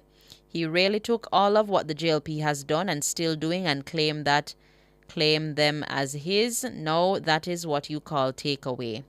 Okay. Christine Nugent believes that the opposition leader PNP is obsolete. Christina Nugent is saying nothing. Erica Brown believes that Mark Golding's presentation was substance over hype. Daphne McGreeth saying a lot of things that government is already doing. Mark Golding said that he's going to do them. For instance, the PM is already taking down zinc fences and putting up concrete, giving the people a house, giving people title for their land, paying young people to learn a skill at heart, and a lot more things. Let me see. Christine Nugent is saying, all I know, no one was rushing to cook dinner early, and that no rice and peas no bun up. Okay, wow. Christine Nugent again saying that PNP gives the party. Okay, I won't be able to say that one. Scrolling through the comments here, the question we're asking, what's your biggest takeaway from Mark Golding's presentation at the PNP conference? Let me see. Nikki Becky says, didn't watch. Salome Paul says, pipe dreams. Beffa Baker is saying drama. Joseph Bryden believes that the presentation was empty. Bad English is asking, time come, but for what though? Shade says that the PNP is desperate for power. All right. Dino says, my biggest takeaway is Mark Golding needs to take himself away. Okay, wow. Horace Walker says, talk, a bag of talk. Winston says, if and when the PNP regain state power, dog nyam with supper. And Sandra Samuel says, not a thing. All right. Let me see if I can get in some of the comments on our Instagram platform. Boss Lady says the appearance of Cartel. All right. Let me see. Lady Charms is asking, what did he present? Only takeaway there was the presence of Cartel. Sadly, it was all hype and no substance. Let me see if I can get in a few more of these comments. Yeah. Shambhala says it was a very successful conference. The comrade seemed riled up. Yeah. Let me see if I can get through some of these comments. Yeah. All right, so moving on to our X platform where we have those comments over there to our question this evening. What's your biggest takeaway from Mark Golding's presentation? The Ubuntu Queen is saying vibes. Marcia Dunkley says Mark Golding needs to go back to the drawing board. Blazing Fire says, how is questioning how the sovereign Maroon State Chief Richard Curry gets himself mixed up in the domestic. Well, okay. Javon saying time come, call it Andrew. Kevin Francis saying time come. Yeah. All right. Let me see if I can have the comments here on our YouTube platform. Yes. Let me give our YouTubers some time to think about. I gave our YouTubers some time to think about it. So let me see. Kenneth Gentles, what was said that wasn't said already? Yeah, asking about that. Let me see if I can get in some more Nothing. Everton Williams says nothing but Porsche and Manly. Sister Henry says my biggest takeaway is that Mark believes that he will be the next PM of Jamaica. Okay. Shelley Clark says no substance. Samantha saying nothing good for Mark. Okay. Wow. All right. A lot of comments coming in on this one. Kevin Isaac says cheaper housing. Betsy Powell believes that Golding never came with a plan. Okay. All right. A lot of Nicole Sinclair says good ideas regarding education. However, I question how it will be funded. Yeah, I did listen to Damian Crawford presentation. Some good ideas there.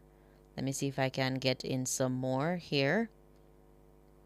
Kathleen Drummond says the crowd wasn't more massive than the JLP's last conference. Okay. Okay. Let's see if we can get in some more. Yes, Everton, I saw your comment here. If you're just joining us, we're inside the Court of Public Opinion. The question we're asking you about the People's National Party's annual conference over the weekend. Your biggest takeaway from Mark Golding's presentation. What is that? What is your biggest takeaway? Millicent Spence says we can look forward to seeing our educational system change in many ways by making it easy for youth who can't afford to do so to be going to college. Yeah. Phoenix Sims saying to think we live in a democratic space, yes, and freedom of speech, but to be mindful of the events surrounding those questionable characters and see how they're being put on a parade is interesting. Okay. All right, let's see if I can see some more of these comments. Anthony Johnson says pure empty promise to Jamaica. Student for Life says the proposal made by Golding is already being done by the PM Housing Entertainment Zone 24-hour Heart NSDA has several initiatives, nothing new. And Bali is saying education can't work without proper parental guidance. Yeah. Okay. All right. Well, thank you guys so much for participating in Public Opinion this evening. That's all the time we have. Do stay tuned. Up next, the Business Report.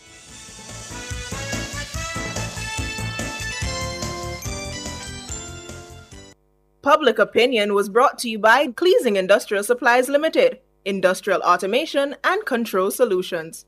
Drive the most exciting new vehicles in Jamaica. Schedule your 2024 Ford Ranger pickup or Ford Everest 7-seater SUV test drive now. Call or visit KIG today. The time by KIG is 6:32.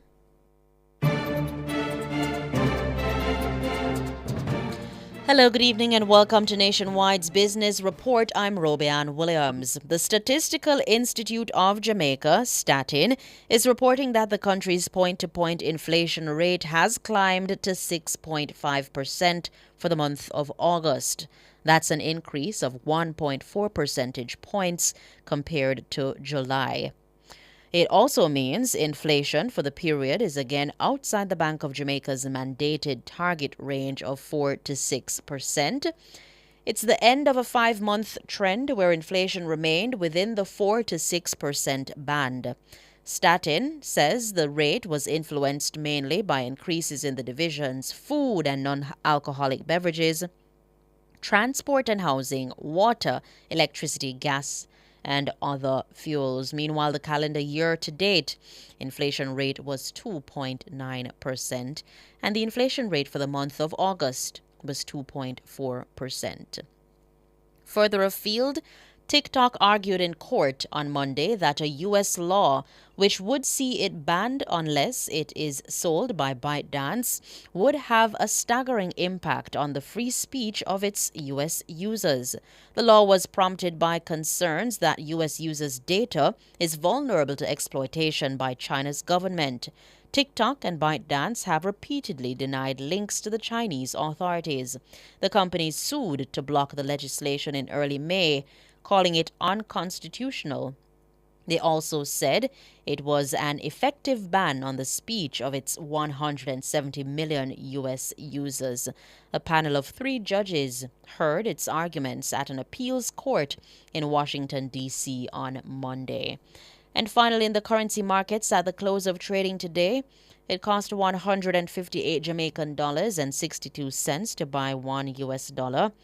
It cost 207 Jamaican dollars and 21 cents to buy 1 British pound and 117 Jamaican dollars and 2 cents to buy the Canadian dollar. That's the business report. I'm Robeanne Williams. Good evening.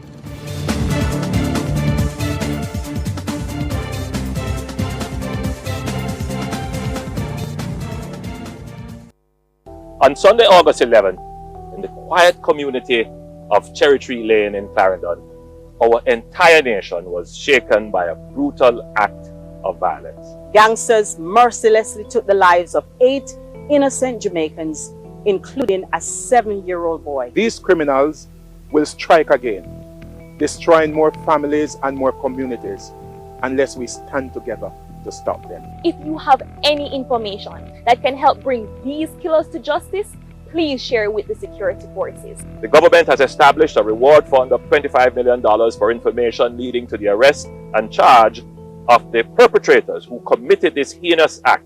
The facilitators who supply them with the arms, intelligence, and the transportation. And those who harbor and protect these criminals after the crime. If you know something, say something. Call Crime Stop at 311 MOCA at 888-6622-847, the NIB at 811 or JDF at 837-8888. Together, we will defeat the gangs and develop a culture of peace in our country. The proceeding was brought to you by the Office of the Prime Minister. Pack it on a budget, so me reach KFC. New crunchy box meal. That a for me a piece of chicken, 2 wings, biscuit, and a drink. Crunchy box of the flavor, so we make the live. Value for your money, flavor and the taste. KFC, crunchy box run the place. So much variety, the box down a space. KFC, crunchy box run the place. Crunch your craving with the new KFC Crunchy Box. A piece of delicious chicken, 2 hot wings, biscuit, and Pepsi for only $850. KFC, it's finger-licking good.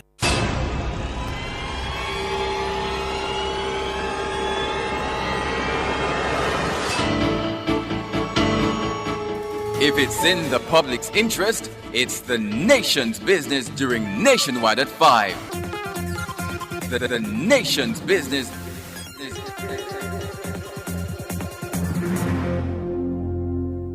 Not a mercy. This one is very classic, dedicated to all schoolers who are taking beats. If you've ever struggled to pass an exam, then you'll know that students today are under great pressure to get good grades and secure qualification needed to move on to higher education. The problem is that too many students are struggling alone and could really benefit from connecting with hardworking teachers and other bright students in other parts of the country and the region. Join me, Dennis Brooks, this and every Friday evening from 8 to 9, with a repeat on Saturday morning from 8 to 9. For the A-Team, a study group on radio, my team of teachers, students, and experts will break down the syllabus, giving you information, tips, and past paper questions that will help you get top grades in your upcoming exams. Follow us on Facebook Live and on Twitter and be a part of the community. It's the A-Team. Fridays at 8 p.m. with a repeat at 8 o'clock on Saturday morning. It's your free extra class on radio and social media. And it's right here on Nationwide 90 FM, the revolution in media. How certain are you that you're taking proper care of your pets? How often do you take them to the vet? Just as we need annual checkups with our doctors, most pets need regular checkups too. Owning and caring for a family pet doesn't have to be a difficult or burdensome experience. Nationwide 90 FM has an exciting feature called Pets World that will help you take better care of your pets. Join Nationwide 90 FM every Wednesday at 6:50 a.m. during the program This Morning as we take you into the do's and don'ts of caring for your pets. That's Pets World every Wednesday at 6:50 a.m. a.m. during the program This Morning on Nationwide 90 FM, a revolution in media.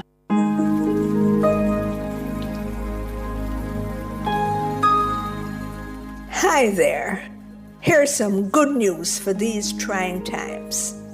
Quote, "By God's word, I can see where I'm going. They throw a beam of light on my dark path." Unquote. Psalm 119, verse 105. Listen for God's Word weekdays at 5:45 a.m. and 12:55 p.m. through Oasis. Stop by for a refreshing drink and share a God perspective for the day. Oasis. Weekdays 5:45 a.m. and 12:55 p.m.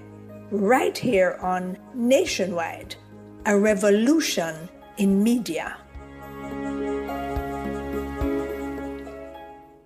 The rebroadcast of the Oasis can be heard weekdays at 5:45 a.m. As a parent, you give your children a good start in life. You nurture, protect, and guide them. Parenting is a process that prepares your child for independence. As your child grows and develops, there are many things you can do to help your child. Stay tuned to The Big Show, Nationwide This Morning, for parenting tips. Fridays at 6:53 a.m.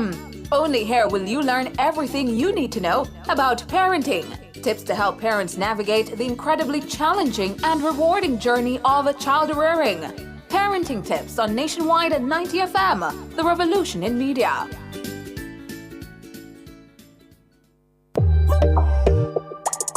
I'm Dennis Brooks. I'm Marlon Campbell. I'm Floyd Green. And I'm Garth Williams. Catch us on the Jamaican Dads podcast right here on Nationwide 90 FM, Thursdays at 8 p.m. with a repeat on Sundays at 6 p.m. The Jamaican Dads podcast is all about providing men with a healthy, safe, and functional forum to tackle many of the taboo topics that concern our masculinity. Like everyone else out there, we're dads of varying amounts of experience who come from different backgrounds and often view the world differently. We're definitely not perfect, but we're all brethren and we're all committed to this piece of rock called Jamaica. Too often, there are no safe spaces for men to explore the issues which are important to us. Plus, most of the content out there about parenthood is produced by women, for women. So we think it is important that we be the change we want to see. Follow us on YouTube, Facebook, Instagram, and Twitter at Jamaican Dads with a Z. And definitely join us here on Nationwide 90 FM every Thursday at 8 p.m. with a repeat on Sundays at 6 p.m. for the Jamaican Dads podcast.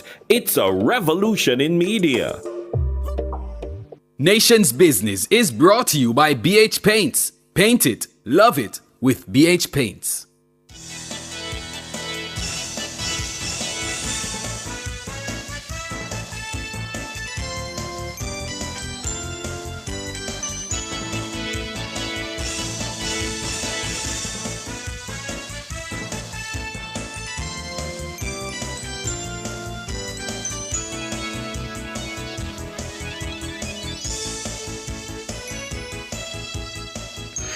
Good evening. It's 6:42, listeners and viewers, and it's time for the Nation's Business. I'm Siobhan Campbell.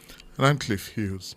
So we're turning now to our reporting over the last week or so regarding the reports on Prime Minister Andrew Holness, those statutory declarations, which it is anticipated or expected at least will be tabled in the House of Representatives tomorrow. So Nationwide News understands that the Integrity Commission says following a 3-year probe which involved the hiring of an independent international forensic accounting examiner, it's unable to conclude that Prime Minister Andrew Holness illicitly enriched himself. The findings are reportedly contained in an approximately 170-page report, which is to be tabled in the House of Representatives on Tuesday. George Davis tells us more. Sources close to the commission say its Director of Investigations, Kevin Stevenson, says he's unable to conclude that the Prime Minister illicitly enriched himself.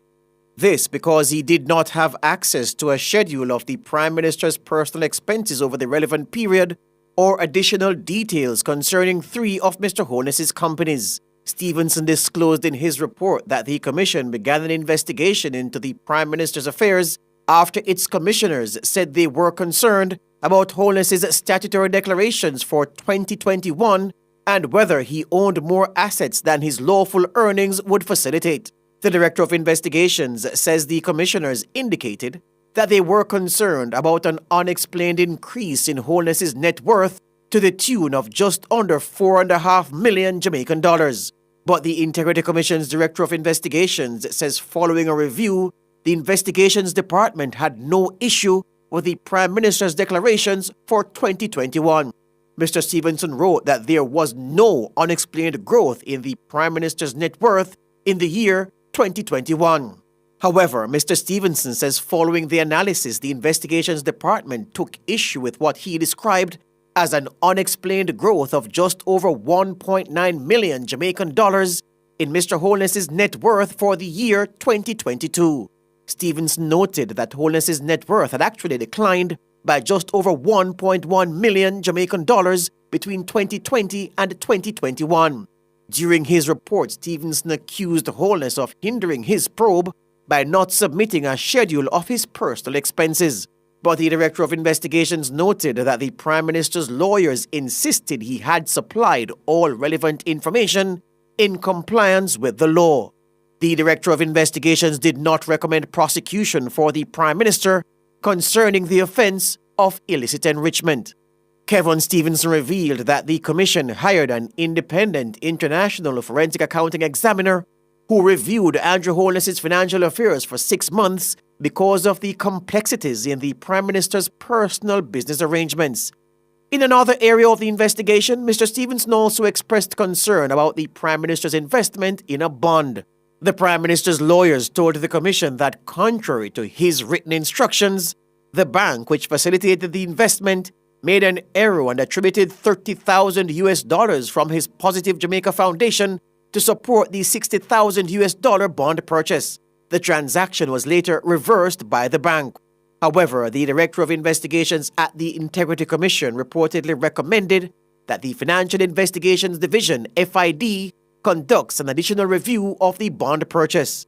The Integrity Commission has reportedly written to Parliament asking Parliament's support for the FID referral. Our news center disclosed last week that the Integrity Commission's Director of Investigations recommended that the Prime Minister be prosecuted for not disclosing 4 bank accounts, 3 of them owned by his parents and 1 owned by a former constituency office manager. That recommendation was rejected by the Director of Corruption Prosecutions at the Integrity Commission, Keisha Prince Kamika. The accounts had a combined total of just under 400,000 Jamaican dollars. Mrs. Prince Kamika said the prosecution would be hard-pressed to conclude that the Prime Minister knowingly did not declare the accounts on which he noted he was added as an emergency contact. In her ruling, Prince Kamika suggested that there was greater evidence to support Prime Minister Holness's explanation for not disclosing the bank accounts than there was to support a recommendation by Kevin Stevenson for the Prime Minister to be prosecuted. George Davis for Nationwide News. George, that's the way to say Nationwide News. Well, so here we are now on the eve of having that report tabled in the Parliament tomorrow afternoon. And we're all looking forward to it with anticipation. Because this, certainly according to some, was the report that was going to sink Andrew Holness and his government. Based on our reporting, based on what we have established, there's no basis for that. And tomorrow it's going to be very, very interesting in the Parliament, because how this was promoted and projected and billed, this was supposed to be the smoking gun. Precisely.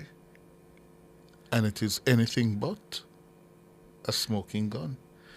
Well, you know, Mr. Hughes, the Parliament is politics is an interesting thing. And I can see already where there are threads so to speak, that those in the opposition are now trying to cling to create a narrative around in order to continue to press this case that the Prime Minister has questions to answer to. Mm-hmm. And two avenues I see now. One is to suggesting that he did not truthfully state to the nation that he was under investigation for illicit enrichment. They believe that when he was asked that question and he suggested then that he was not aware of any parliamentarian being under investigation, he himself would have been aware that he was under investigation and that he essentially... For illicit Yes. enrichment. And isn't there a procedure, a process leading up to that point when you are advised? That Yes, you are as was explained. Exactly. You're under investigation for illicit enrichment. As distinct from you are being requested to provide additional information. Yes. So, I think the only persons who would be able to say with absolute clarity that Mr. Holness knew one way or the other is himself and the Integrity Commission. Of course. I suspect until said report is tabled and we can prove otherwise, Mm-hmm. the Integrity Commission is not going to say that we had told Mr. Holness he was under investigation. But and I don't want to jump the gun, but there are several issues that I'm sure will arise from the tabling of the report tomorrow. Several issues, several pieces of work to be done where the Integrity Commission is concerned and how it does its work. It is clear that it's in need of a fix.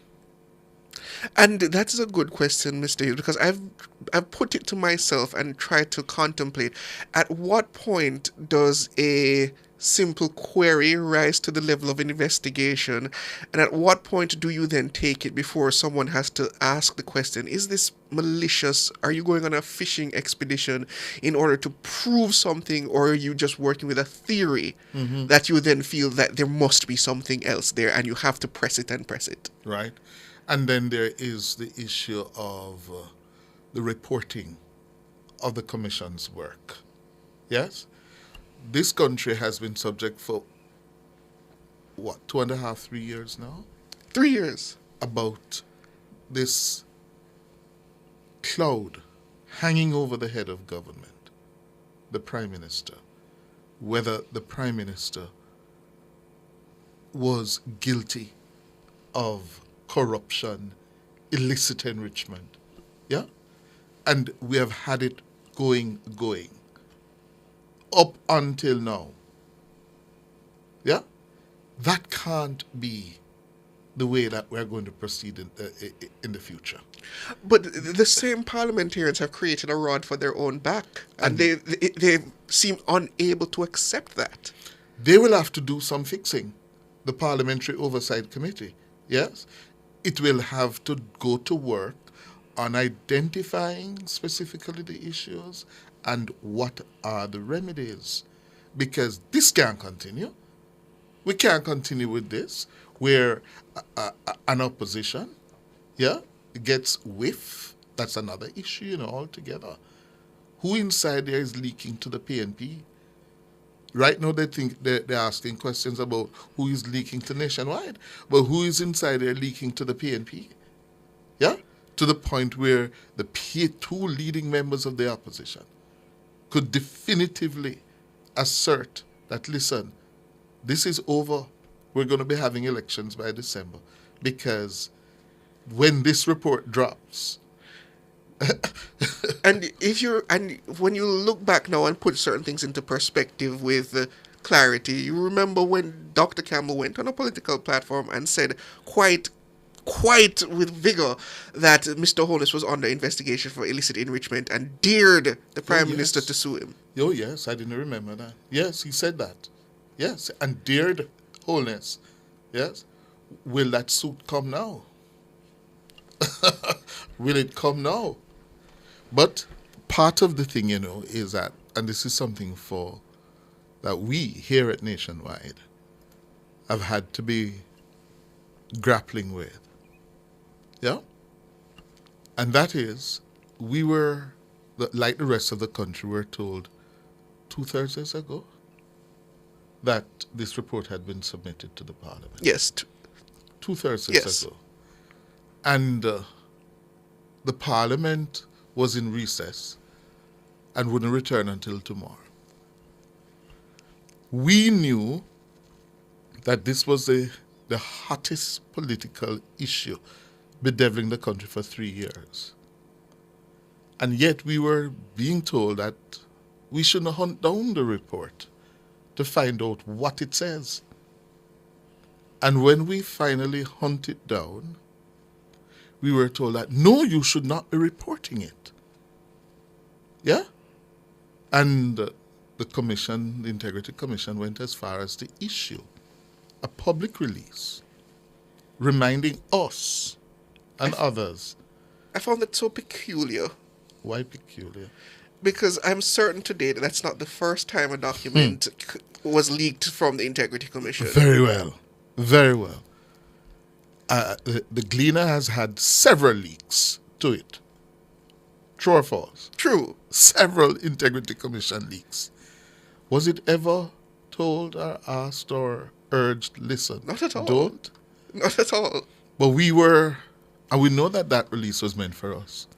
We were told. Yes? It was quite obvious. We were being reminded. Yeah, that listen, you should not be reporting on this until it's tabled in the Parliament. But others, as my good friend reminds me, Siobhan, yeah, got leaks. What were we supposed to do? This could potentially have been the biggest story of the... And what news agency would have just sat on that? Precisely. What would be the expectation from the Jamaican public that a news entity would have received such information and simply sat on it? Yeah. What would we be guilty of then? Being Malpractice. poor journalists. Yes. Yes. One way or the other. But we you know, apparently there's one set of rule for others and one set of rule for nationwide. Yeah? When it doesn't fit the narrative for some interest, then we must be judged differently. Well, no. No, that ain't going to happen. And tomorrow, the debate will intensify over what is contained in the report. Yeah? And how do we proceed as a country? Because surely, as I've said over and over, Jamaica needs a working, viable, credible integrity commission. We need it. And there are two things there, Mr. Hughes, because I recall this matter of the Integrity Commission in its current form had started with the People's National Party under administration, under Mark Golding as Justice Minister, as in the guardrails that were needed. Yeah. And I recall even from day one, there were concerns raised about the gag clause, raised about how the Integrity Commission was to handle reports, and the People's National Party shouted those down, saying, no, this is necessary. We've had long-running issues with the Contractor General and how they've handled matters. This is necessary to protect the reputations and lives of politicians who are often maligned and unfairly attacked based on frivolous information just frittered out by the Contractor General. And it's a different tune being sung now by the opposition, and that is due to what? Political expediency. Absolutely. You're in opposition now, so it suits you. Yeah? And that is why we have to guard against the excesses of those out of power and in power. Yes. Yeah? And then this brings up another interesting point. When that request now comes to the Parliament to call on the FID to further push that investigation, would it be fair for the parliamentarians to okay that, essentially suggesting that they use, because remember the FID is not a standalone entity, it's you should step back a little for the purposes of our listeners. What is it that the FID is being asked? The share purchase made by Mr. Holness.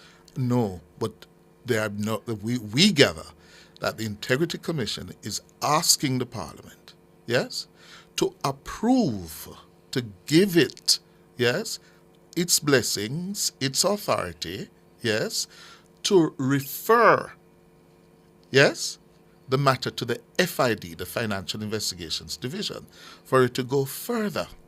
Yeah? And we expect that to be an issue. The question, though, is, do you want to give that power to the politicians for them to use their majority today Yes. to say, okay, we're going after John on the other side? Yeah? And when it flip, what do you do? Yeah? And I'm saying the politicians are playing fast and loose. Do you really want to give that authority to the parliament, as in to the majority party? So essentially, go after your political rivals. Yeah. Do you want to go down that road? I don't think so. I don't think so. Well, all of this started last Monday, when our first reporting on the investigation report, when Nationwide reported that 384,000 Jamaican dollars in 4 accounts, which the Integrity Commission flagged, were at the center of the issue concerning the non-certification of Prime Minister Holness's statutory declarations for 3 years. We reported that the Commission's Director of Corruption Prosecution, Keisha Prince Kamika, rejected a recommendation from the Director of Investigations, Kevin Stevenson, that the Prime Minister be charged for failing to declare the sums in those bank accounts. Those accounts reportedly belonged to his parents and a former constituency office manager. High-level sources close to the commission say Mrs. Prince Kamika ruled that a viable case could not be mounted. This, as evidence to support the PM's explanation of omission, is greater than a suggestion by the investigators that he might have intentionally failed to declare the sums. More, again, from Mr. Davis. Our sources close to the commission say on August 30 this year, its Director of Investigations, Kevin Stevenson, recommended that consideration be given to charging the Prime Minister for the monies located in 4 accounts at Scotiabank belonging to his father, mother, and a former constituency office manager. 2 of the accounts belong to his mother. 1 belongs to his father, and the other to the former constituency office manager. At the time of the probe by the Integrity Commission, the first account for his mother held a balance of approximately 300,000 Jamaican dollars. The second account for his mother had a balance of 67,000 Jamaican dollars. His father's account had 11,000 Jamaican dollars, while his constituency office manager's account had $823. In total, the 4 accounts red flagged by the commission held a balance of $384,130. That's Jamaican dollars. The Prime Minister told the Commission he had no personal knowledge of the funds in the 4 accounts. He told the Commission that his name was added to the bank accounts as an emergency contact and he had no direct interaction or knowledge of monies in the accounts.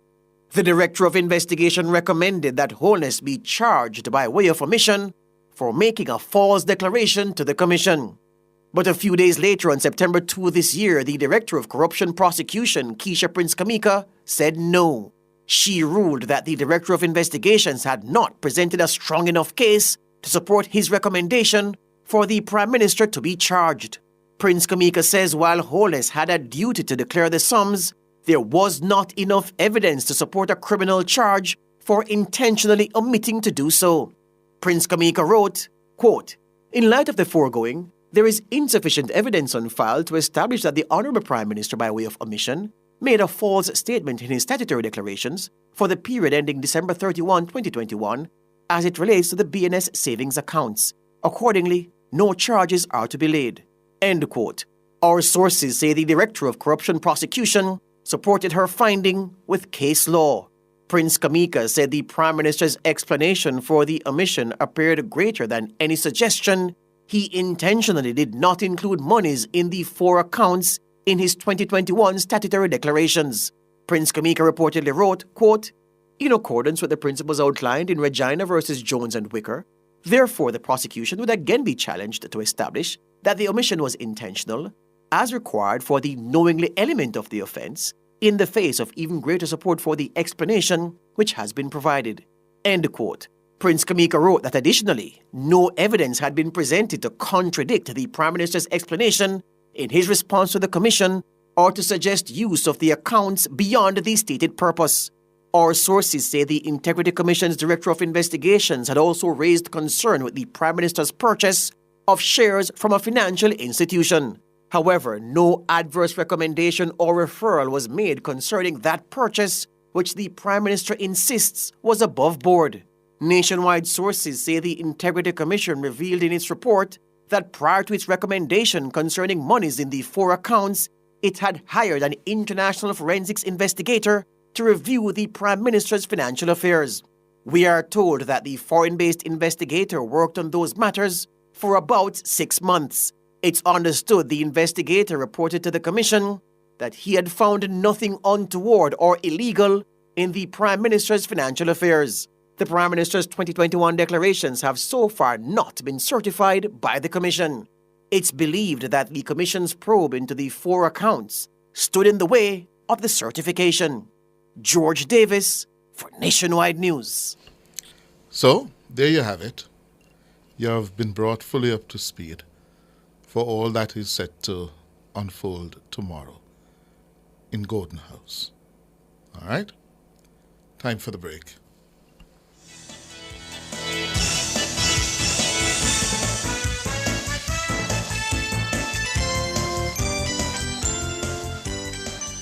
Nation's Business was brought to you by BH Paints. Paint it, love it with BH Paints.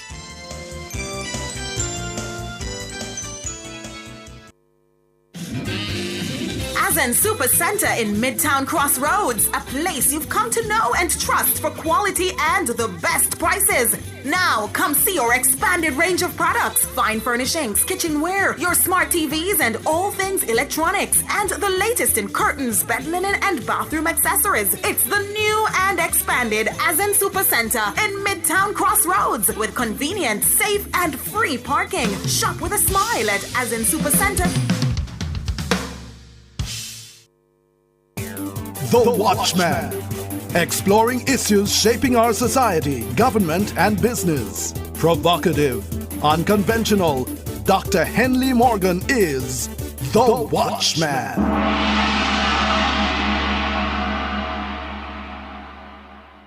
Good evening. Donald Trump takes debate in the debate with Kamala Harris. Presidential aspirant Kamala Harris went fishing, as it were.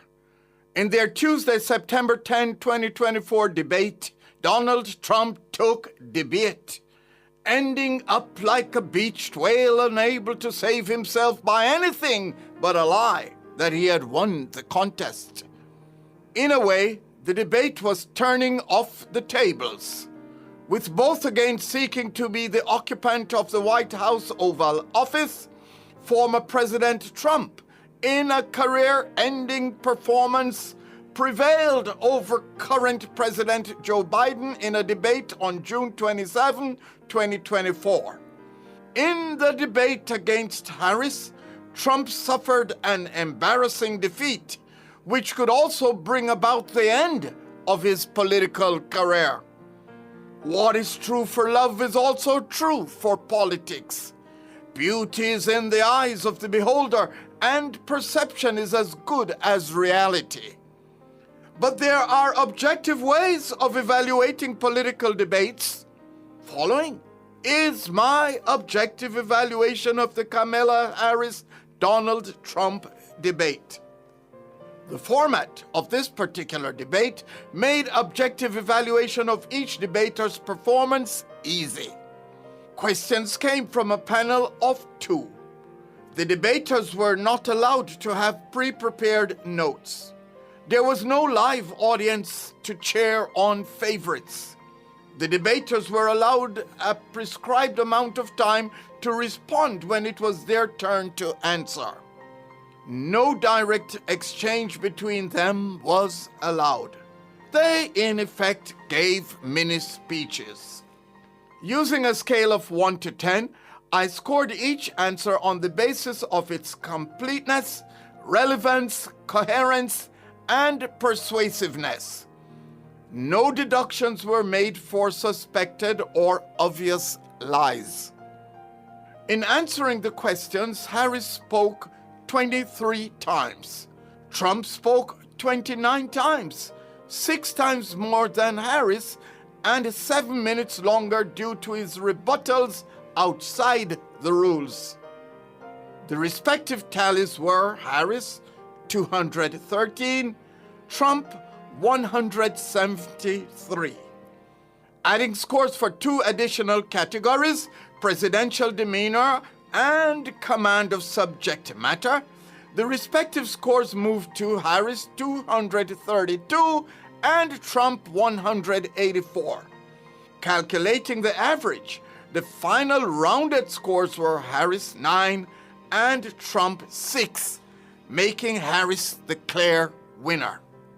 As a sidebar, Harris's lowest score was 6 on the first question about the economy, which she failed to directly answer. She had several answers that scored the maximum 10. By contrast, Trump's lowest score was 3 for his incoherent answer to a question about immigration, to which he rambled on about Haitian immigrants eating people's pets in Springfield, Ohio. His highest was 8. Immediately following the debate, Kamala Harris offered a rematch. In refusing the offer, Donald Trump's response was reminiscent of Robert Durant's "No mas, no mas, no more, no more," in his defeat at the hands of Sugar Ray Leonard in their memorable 1980 boxing title bout. You decide for yourself who won the debate, Kamala Harris or Donald Trump. Think on these things. Produced by Agency for Inner City Renewal, AIR, and recorded in the Jamming Studio Trenchtown, a breath of fresh air bringing change to the inner city.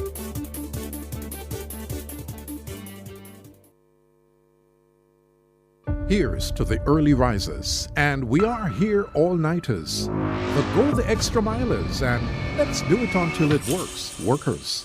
People who are powerful because they power through. Day after day, challenge after challenge. You see, true power, it's not something you can buy or collect. It is something that starts on the inside, and you always know it when you see it. Sunshine Snack Peanuts, proud supporters of the powerful.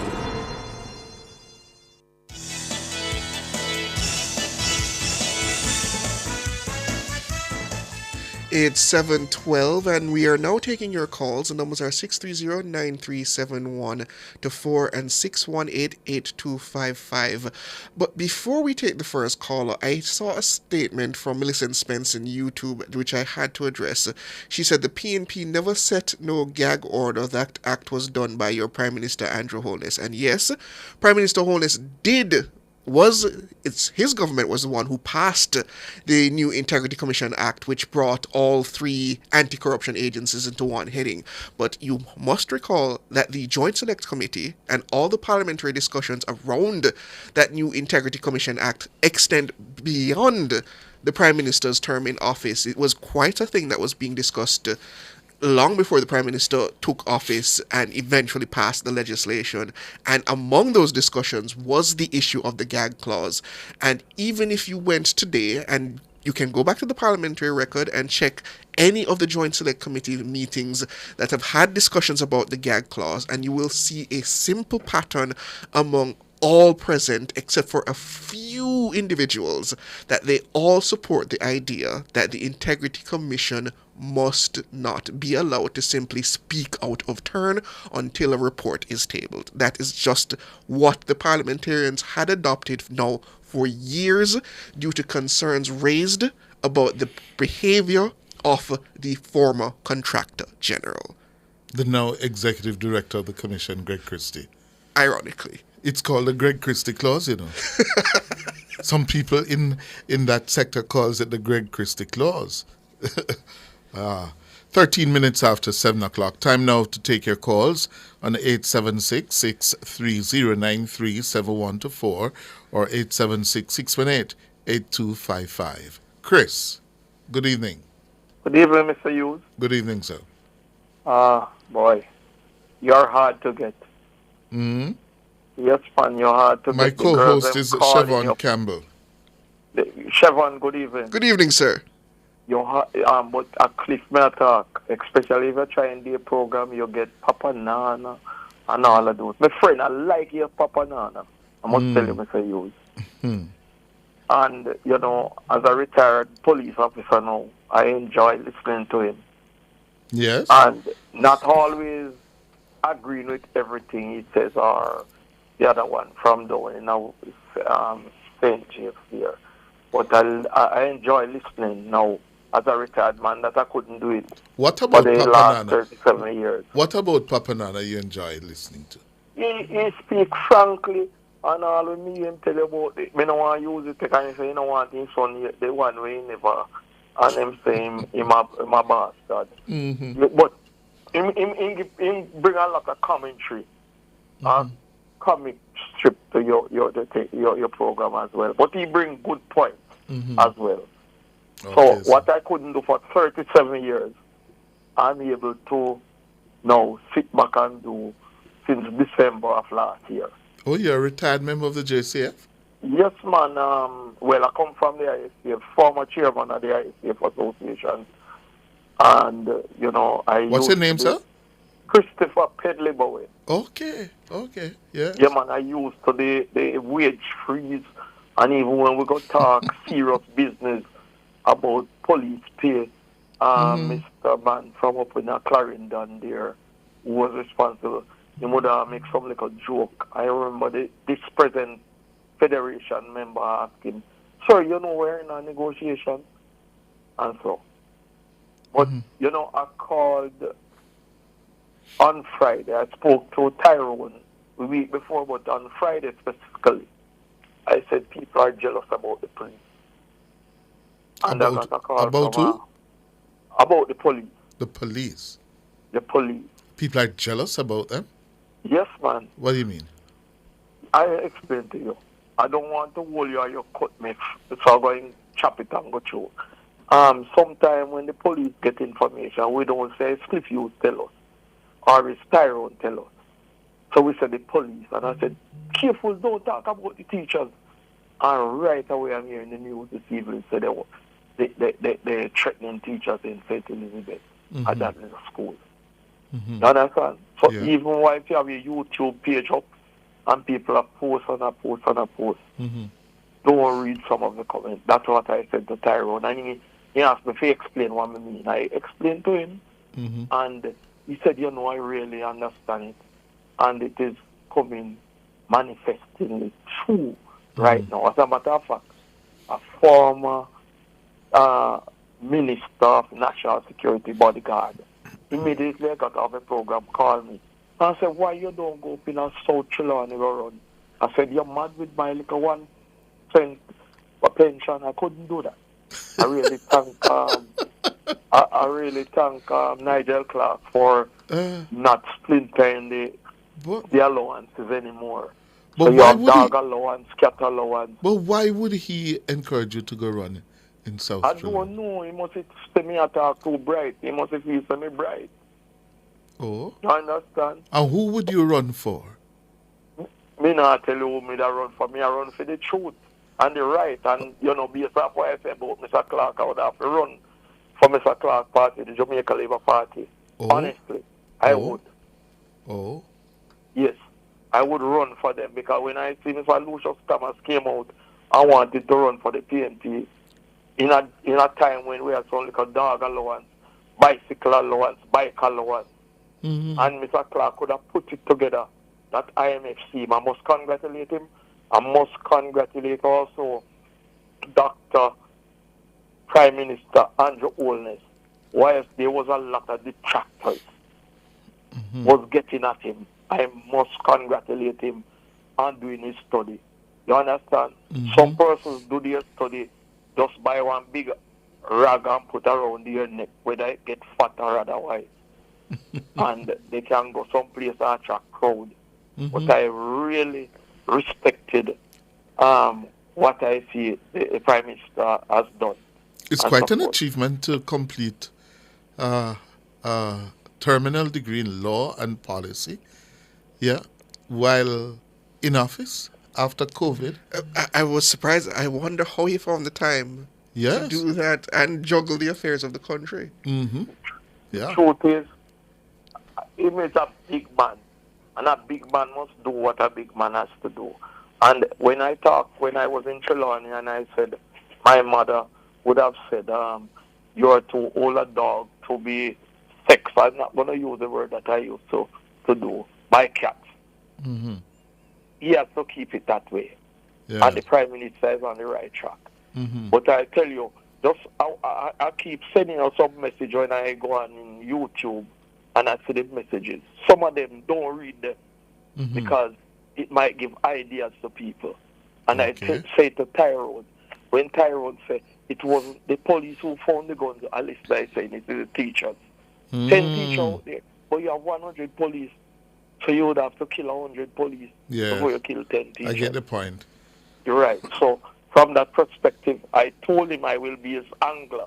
And he seemed like he was a man from church. He'd say never really in church. He was a street boy, but he was close to the church. Because if you notice, all of the churches now have a bar close to them. Really? Yes, man. Cliff, you look at every church. Every church, if you don't see when funeral today, they want one nice bar beside it. Oh, I need to check that. Huh? I didn't notice that. Well, you go. Start from where you're coming from up at Sterling Castle and come down, straight down Radials Road and look at every church. Yes. Down to Mullines Road, 25 Mullines Road. All of them must come together on a particular day. As a matter of fact, for about a month now, in my community, in Brown South Center, we are without flow service. Every other night, light go off. You understand? Thank God for Fast coming to Ocherios. It's not a free advertisement for them. But they come out to Miami Bay. So I invested some light and some cameras. But they have to work together so that when sparks come, I don't want water commission come where Mr. Matthew Samuda came and he said he was going to do some water pipe for retreat from Brownstone. But you don't need a pump. You can just turn on a pipe. I don't want them come and one dig up the road today and one fix it to the other day. They have to work in unison. Meet around a table just like how the parish council would meet with the police and the health department when I was in Trelawney as a senior officer. And talk. I said, what are we going to do? We're going to work this together. Make we work this around the table. So we don't keep one man lock off, one man lock on. And we one step backward and you don't even get a step forward. Okay. All right, Sir Bowen, Sir Christopher Bowen. Thank you. Thank you for hearing me, Mr. Youth. Good. 22 minutes, just turned 23 minutes after 7. Bobby, good evening. Good evening, Sir Cliff. Good evening, Mr. Campbell. Good evening, Bobby. Mr. Campbell, I should commend you to put some clarification to the YouTuber here. Mr. Holness inherited the Glock clause thing. You know, he wasn't the one who had really put it out to Parliament to really implement it for the Integrity Commission. So yes, it was something that they envisioned in the Joint Select Committee. And it had come out, and I don't know if it was Greg Christie at the time, who had complained to the media that this clause was going into the legislation. And we said it was, and the parliamentarians agreed almost unanimously that it must stay. And I recall having a call with a senior cabinet minister in the PNP administration at the time. I'm not going to name them. And he said just in a quick outburst, Mr. Christie's Whites is there in the first place. I know he's who. He said what? He said Mr. Christie's Whites there in the first place. Because the parliamentarians, very protective of their reputations, understood the damage that could be done by the Integrity Commission and was done, simply being allowed to fritter out information as they saw fit, without having the actual ability to defend themselves. And even up to last year, when the Integrity Commission has called on the Parliament repeatedly, lift the gag clause, please lift the gag clause, the parliamentarians, for the most part, I believe it was Mr. Bunting, who sits on the Joint Select Committee, who is the only person I have heard actually say, lift the gag clause. Every other politician, whether it be PNP or JLP, has said the gag clause must stay for good reason. Yeah, that is true. That is true. Boy, Siobhan, you have good memory, man.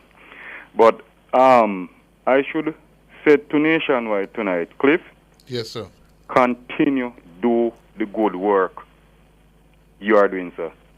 If it wasn't for your station, we wouldn't have heard anything that come out of the Integrity Commission. Until tomorrow. Until tomorrow. Nationwide.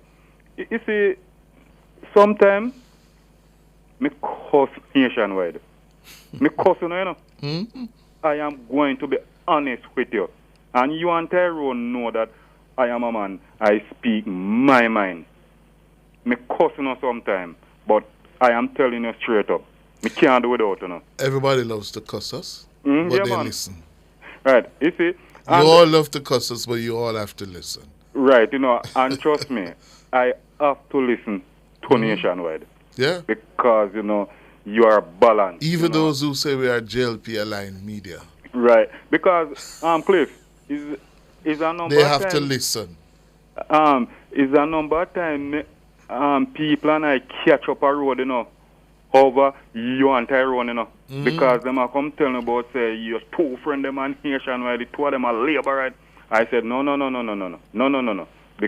No, they are balanced. If the JLP do something, trust me, I don't listen to them. But when the PNP do something wrong, that is the time I listen, and I listen with open ears. Because trust me, them no ramp, lick it out, left, right, and center when anyone at the party do something wrong. Something I would like to ask you gentlemen, and put away the Vibes Cartel thing now. I was watching the PNP conference yesterday because I'm a man. I don't normally watch the PNP conference, but it's one reason why I really watch it yesterday, is to hear the comment both from Dayton Campbell and the party leader about the report coming from the Integrity Commission. And something struck me. And I said that today I have to call Cliff Hughes and ask him what transpired or what take place at the National Arena yesterday. I have to ask that question. Just put away the Vibes Cartel thing and the Richard Curry stuff and so. But something happened there apart from those two stuff. What you mean? What was that? What happened? Is it a political conference or it was a fundraising event for the PNP? They have been fundraising for years, you know, at conference. It's a standard segment of the conference where they do their fundraising effort. Yes, and that has been so for many years. But Cliff, the Labour Party, when we keep our conference to tell the people of Jamaica thanks, and for them to come and eat and drink and wine and dine with everybody and keep happy. We don't go there with shine can asking them for contribution. I'd like you to explain that to me. Clearly it's ceremonial, because if the quantum of figures that they're handing over to the people on that conference are true, they would be in breach of the Proceeds of Crime Act. So clearly all of that is just for show. What is the purpose of it? I would love to understand. Purpose of what? That whole event of taking out the cans and saying, please bring the money. To me, it just seems so... It's part of the theater. It's part of the choreography. Yeah? Yes, that is too hard, man. You see, that goes to show you one thing. Is to show you that they don't have a dime. And how is it they are going to contest the next general election? How? They get other sources of funding, There are other sources of funding. But that part of it is part of the message that, listen, the party is funded by grassroots people, ordinary supporters.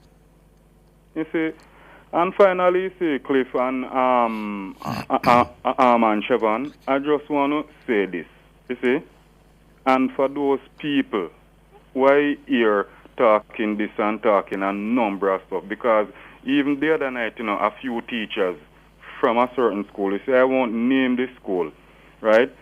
We were discussing current affairs, and I just want to tell you something. I am so embarrassed, Cliff. Can you imagine that some of our teachers in this country don't know our constitution, right? And I, as a man standing up, you see, I have to tell them, so look here, read the constitution, because one of them, they were there blasting Andronis, and they are talking about, say, him no fire Warmington as MP, him no fire Andrew Wheatley as MP. And I have to enlighten them and say, look here, neither the Prime Minister nor the leader of the opposition cannot fire a member of Parliament. They only can fire the person from his ministerial responsibility. Yes, yeah. Right? Only the people in their constituency can remove them at the polls. Yes. That's grade 7 social studies, though. Exactly. Boy, Cliff, I tell you the truth, Cliff. I would never go inside a classroom and teach, and I would never enter politics, because trust me, all right, some of them all nigga, yeah? No, Bobby. All right, take care. Take care of yourself, Bobby. Have a good evening. Omalu, good evening. Good evening, Cliff. Yes, sir. Good evening, Siobhan. Good evening again, Omalu. How are you doing? I'm doing fine.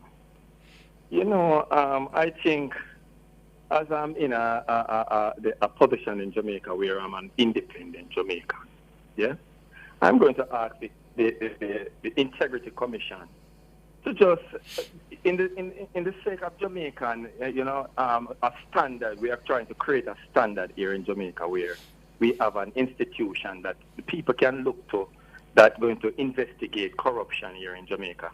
That they just tender their resignation. All of them just tender their resignation. You're looking at it from an outside and from a non-political. But tell me the basis. Yeah? Tell me the basis for them to resign. Because the whole as it seems political.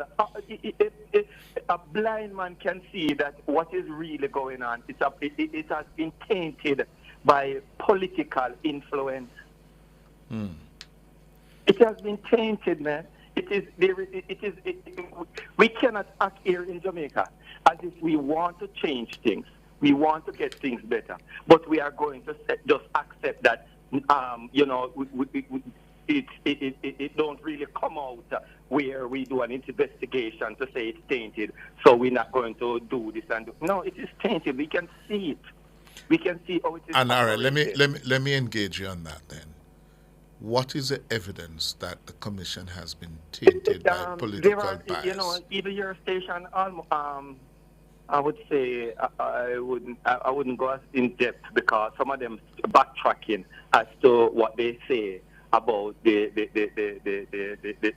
Integrity Commission report to Parliament coming out. But it was heard on air that there is something that is coming that is going to be detrimental. Yes. And it is not just that alone. So you said, but based on that, hold on, Omalu, hold on. Go ahead. Yes. The two of the principals of the opposition have clearly suggested that, listen, the reports coming in September from the Integrity Commission is going to sink the Holness administration because those reports are going to prove or say that there are thieves, They're liars. They're criminals. Yeah? So there's that. But that didn't, we have no evidence that emanated from the commission. Let's even go further then. Let's continue going. Yes. The Integrity Commission office report is being used in the political arena, and there is no clarity to what is really going on. As to the Prime Minister can say, certified my whatever, yeah? Mm-hmm. You can see that it is political. It is being used as a political tool. This is the Integrity Commission with some of Jamaica ICE judges and officials sitting on this body. And we here see this is being used as a political tool. We must try to put an end to that. And all right, so you're saying that they should resign. But what other remedies should we as a country look at towards fixing? Do you agree in principle that Jamaica needs an integrity commission? We need an integrity. We more than need an integrity commission. All right. So therefore, you want it to be remedied, the ills to be remedied. Yeah. Where would you go in terms of a remedy or a couple of remedies? Well, there are standards throughout the world. Places like New Zealand, Singapore. Quite a bit of places where integrity is being upheld and they are being on the index number 1, number 2, and stuff like that. We can look to those places to emulate what they are doing. Yeah. We don't have to create the wheel, Yes, true. The wheel is Very already true. out there. There are a lot of things you don't have to create. You can make them better, make them applicable to your own.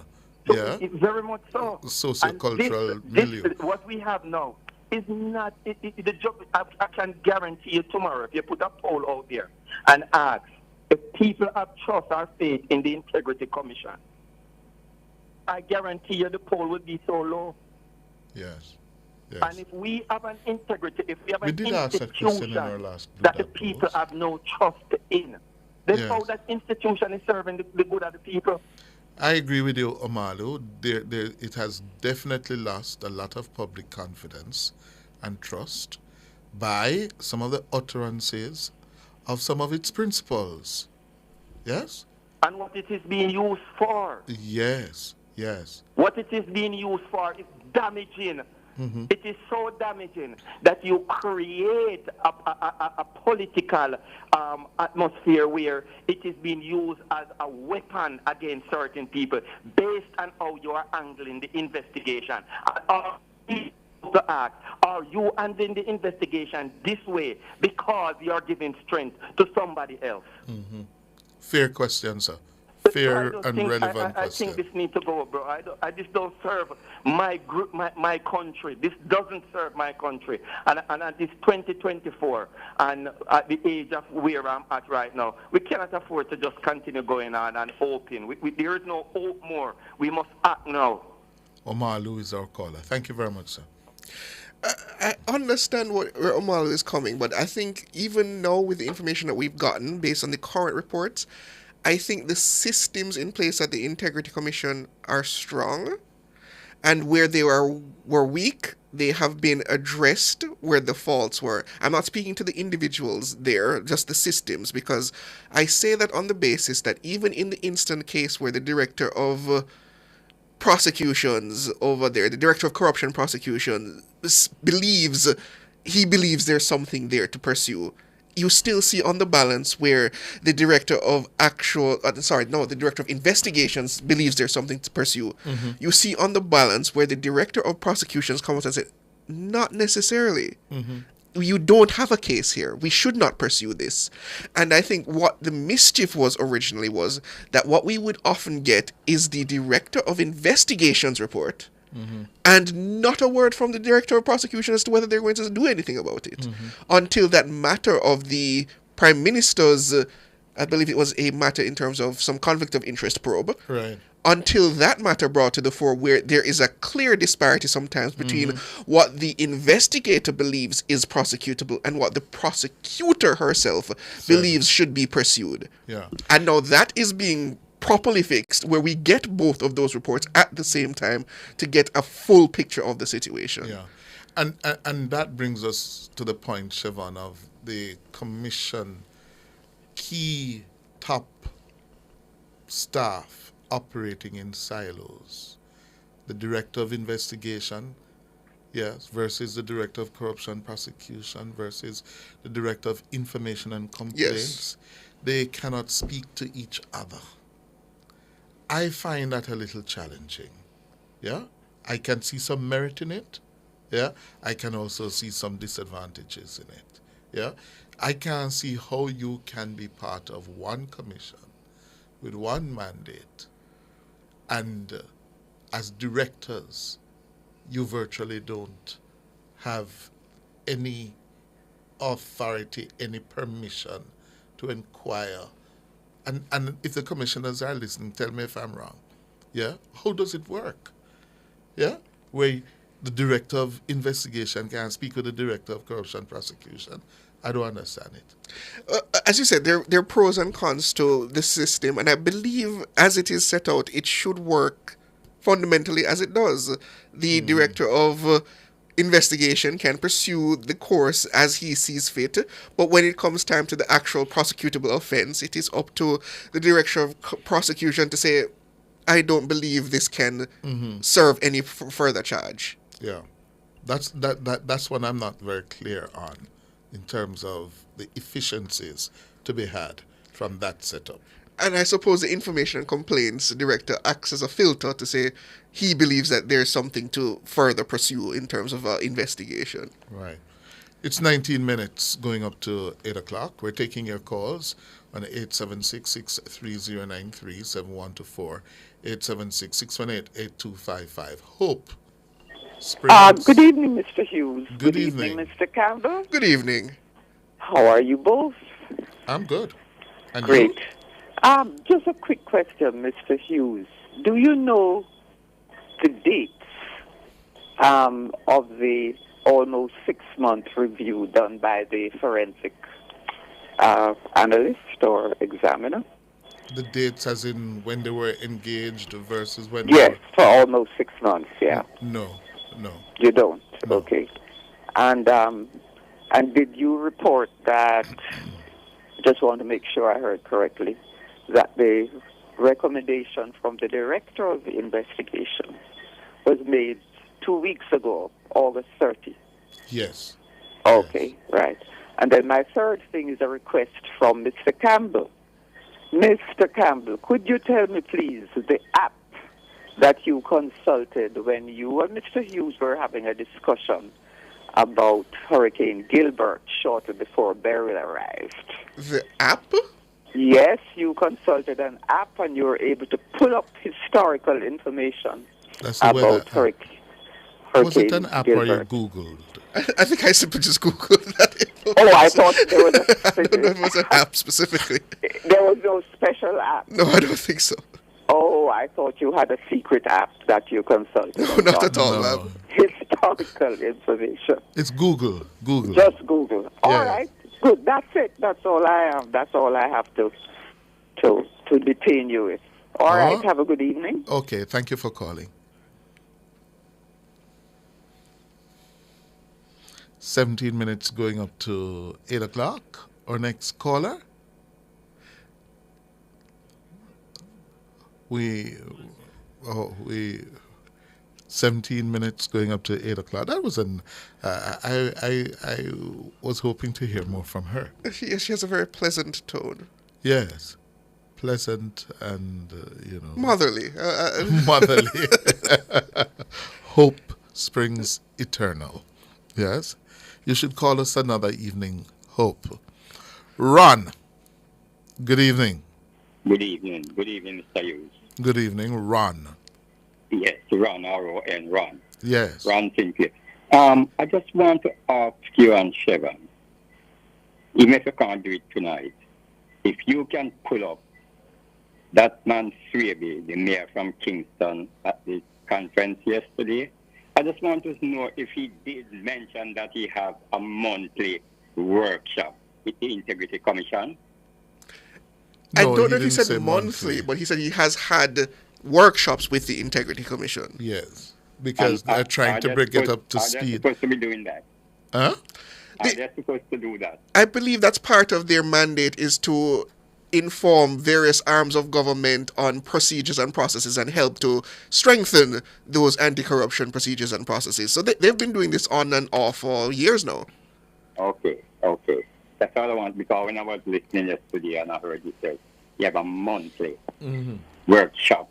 I don't think he said monthly. Is that they have initiated and started that level of interaction with the Integrity Commission to make sure they're following the government's procurement procedures and the rules.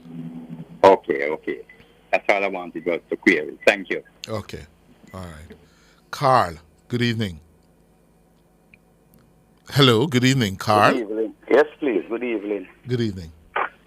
A former Federation president that speak to you not too long ago, a very intelligent person.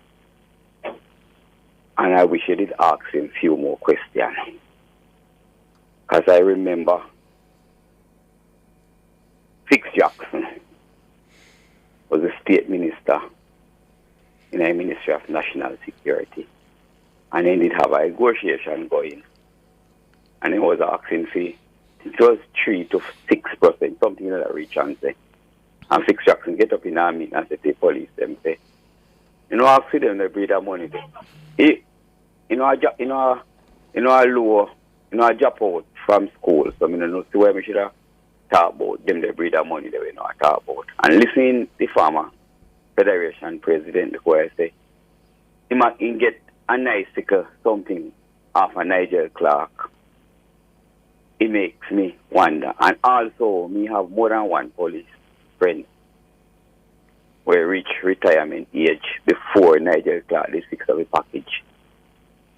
And them said they sorry said they need reach the age. And then left before they get none. Anyhow, Mr. Hughes, we're coming back to a national arena yesterday. I want to pick out 3 of the misleading statement that Golden said. He said if him should have get in the office, I don't know where, I don't know when, I don't know where. At Jamaica door. He would have moved zinc fence.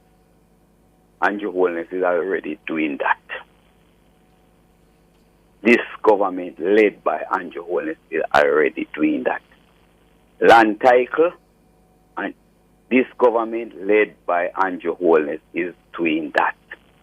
Giving land to housing trust, this government led by Andrew Holness is doing that. And the zinc fence business that I'm talking about, this government led by Andrew Holness doing that.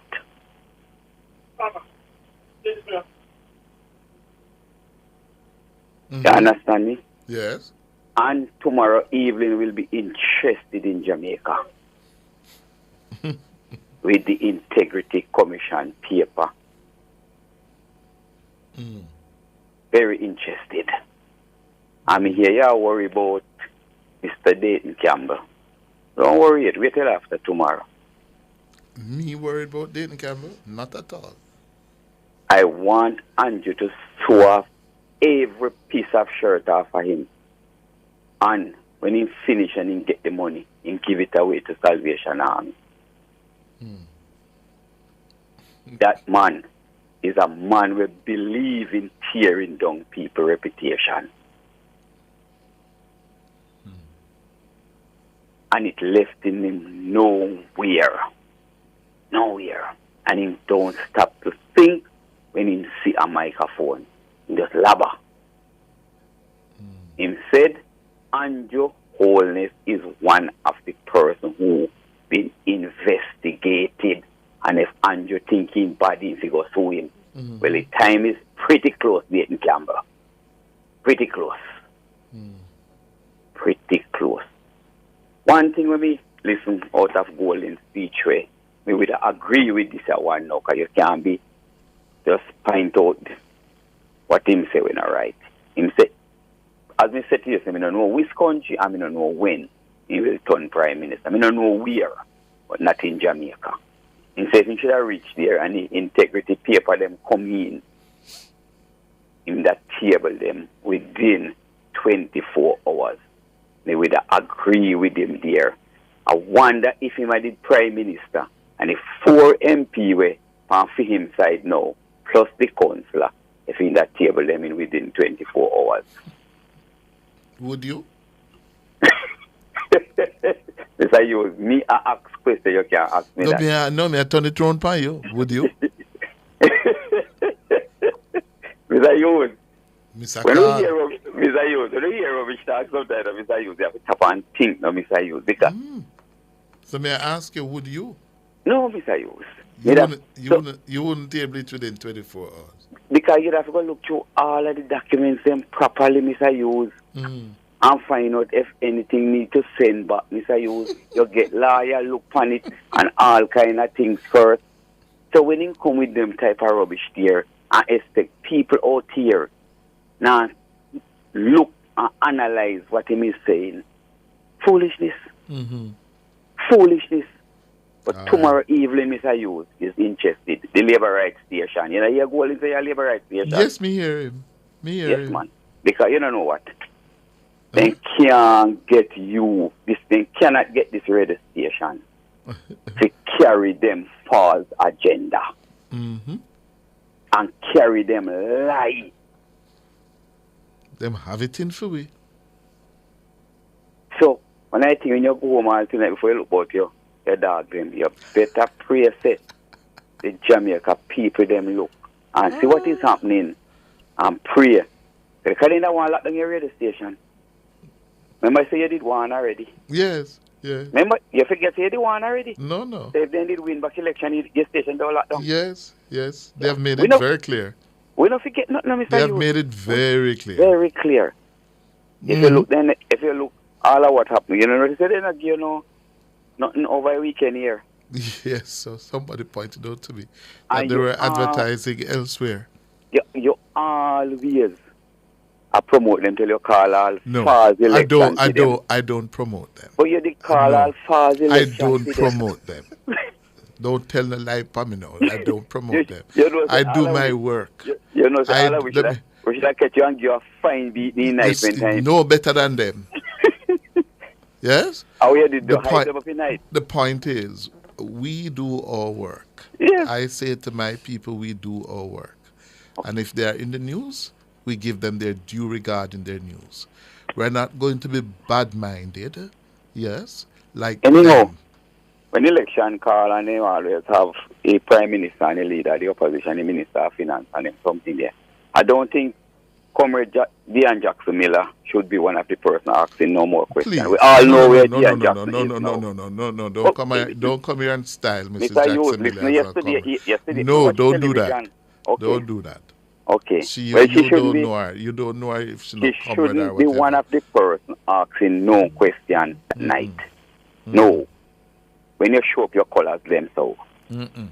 I same way then style me and cuss me. Yeah, no matter with it. I'm not entertaining it. Mr. Hughes, there is nobody found out here that listening can accuse one of your workers. That's them show any leniency to one of them accuse people can't me. say what they want to exactly. say. But Mr. Hughes, so if you listen, Mr. Hughes, if I'm you not listen going to to entertain it for any of my colleagues. Mr. Hughes, I listen because I was looking for CFPJ Patterson was coming to the conference to go and listen to the white man. Oh, Jesus. You know something. Carl, I tell you to stop going there. Refer to him as the opposition leader. Refer to him as Mr. Golding.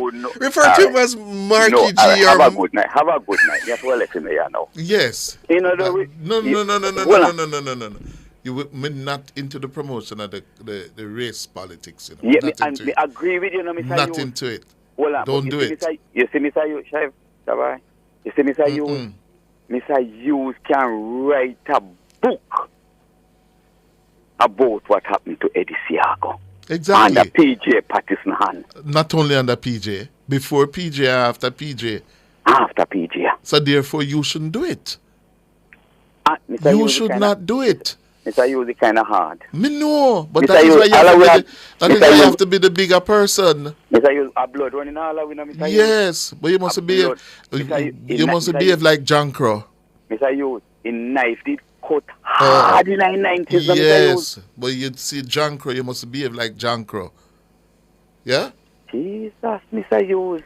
Mr. Hughes, may I tell you something? I was looking yesterday to see me that say former Prime Minister P.J. Patterson at the National Arena. Definitely. Have a good evening, Carl. You had a good run. Have a good evening.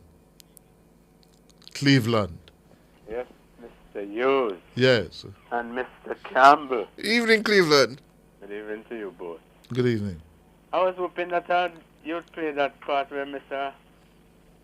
Golan criticized the press because I was at home. I played it twice. We played it twice this evening. Huh? We played it twice this evening. Oh, I don't hear it. Was in the news, and we played it back in the cover story. Yes. But I wonder what him having with you people, because they're not talking, giving the news as the news is. Yeah. And you're always carrying them news and them you can't even think of giving you one they had. Yeah, man. What let them go on?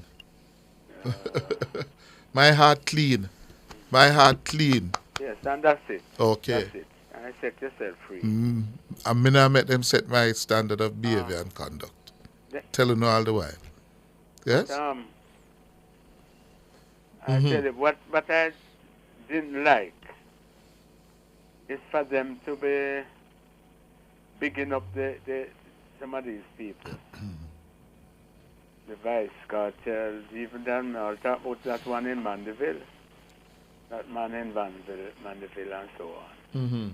And I didn't like Curry style neither. You see?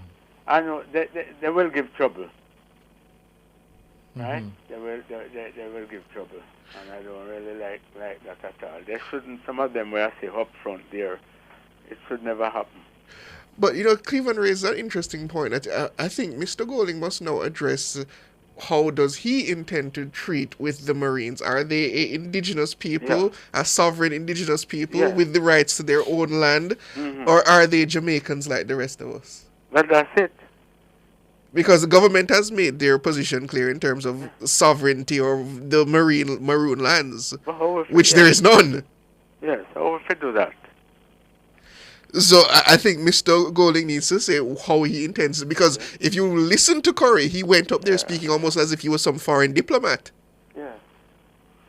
And not a Jamaican citizen, of which I'm sure he is. Yes, I don't know. I don't like some of what is happening. It shows me that we're going to have some time here. We may end up going to have some of those people being government over some of us, over decent people in this country, And Mr. Hughes, you have to put on your foot, And do it depends on you to put on your foot. With what? Yeah, you will have people to support you. With what? Put on my foot with what? With what is going on, people them who drawing themselves on stage now in the politics, which should never happen, because they're not setting any example for the. Well, I spoke to you this morning, people them out there, You have a whole heap of them out there, You didn't hear me this morning. Huh? You didn't hear me this morning. Yes, here and there. I never did the home. Okay, all right. I little radio with me, yes, but I not get a penny. Okay. All right, Cleveland, time off. All right. That's where we're going to leave it for today. We have to say thanks to all of our callers, our YouTubers, our WhatsAppers. Yes, good evening to Barbara Ellington, Colleen Smith, Marigold, Das, Isaacs, Mikkel, Anthony Hutchinson, Jamaican Guy, Mark Greenswood, Kathleen Drummond, Rebecca, Master Jam, Ferris Bartley. Did I say Marigold? Yes. Clash Camp, Cornell Taylor. Yeah? JT, say Cliff, you're very out of order to referring to people like John. I didn't say anybody was like John Crow. I say you don't behave like John Crow. Yeah? You mustn't behave like a John Crow. That's precisely what you said. Yeah. Yes. Well, I guess they're saying, and as a result, you're inferring that someone is behaving like a John Crow. You ever hear them say you flick stool in a hack pen? Okay. I'm Cliff Hughes. And I'm Siobhan Campbell. Reminding you, take care of your loved one and look out for your neighbor. Good night.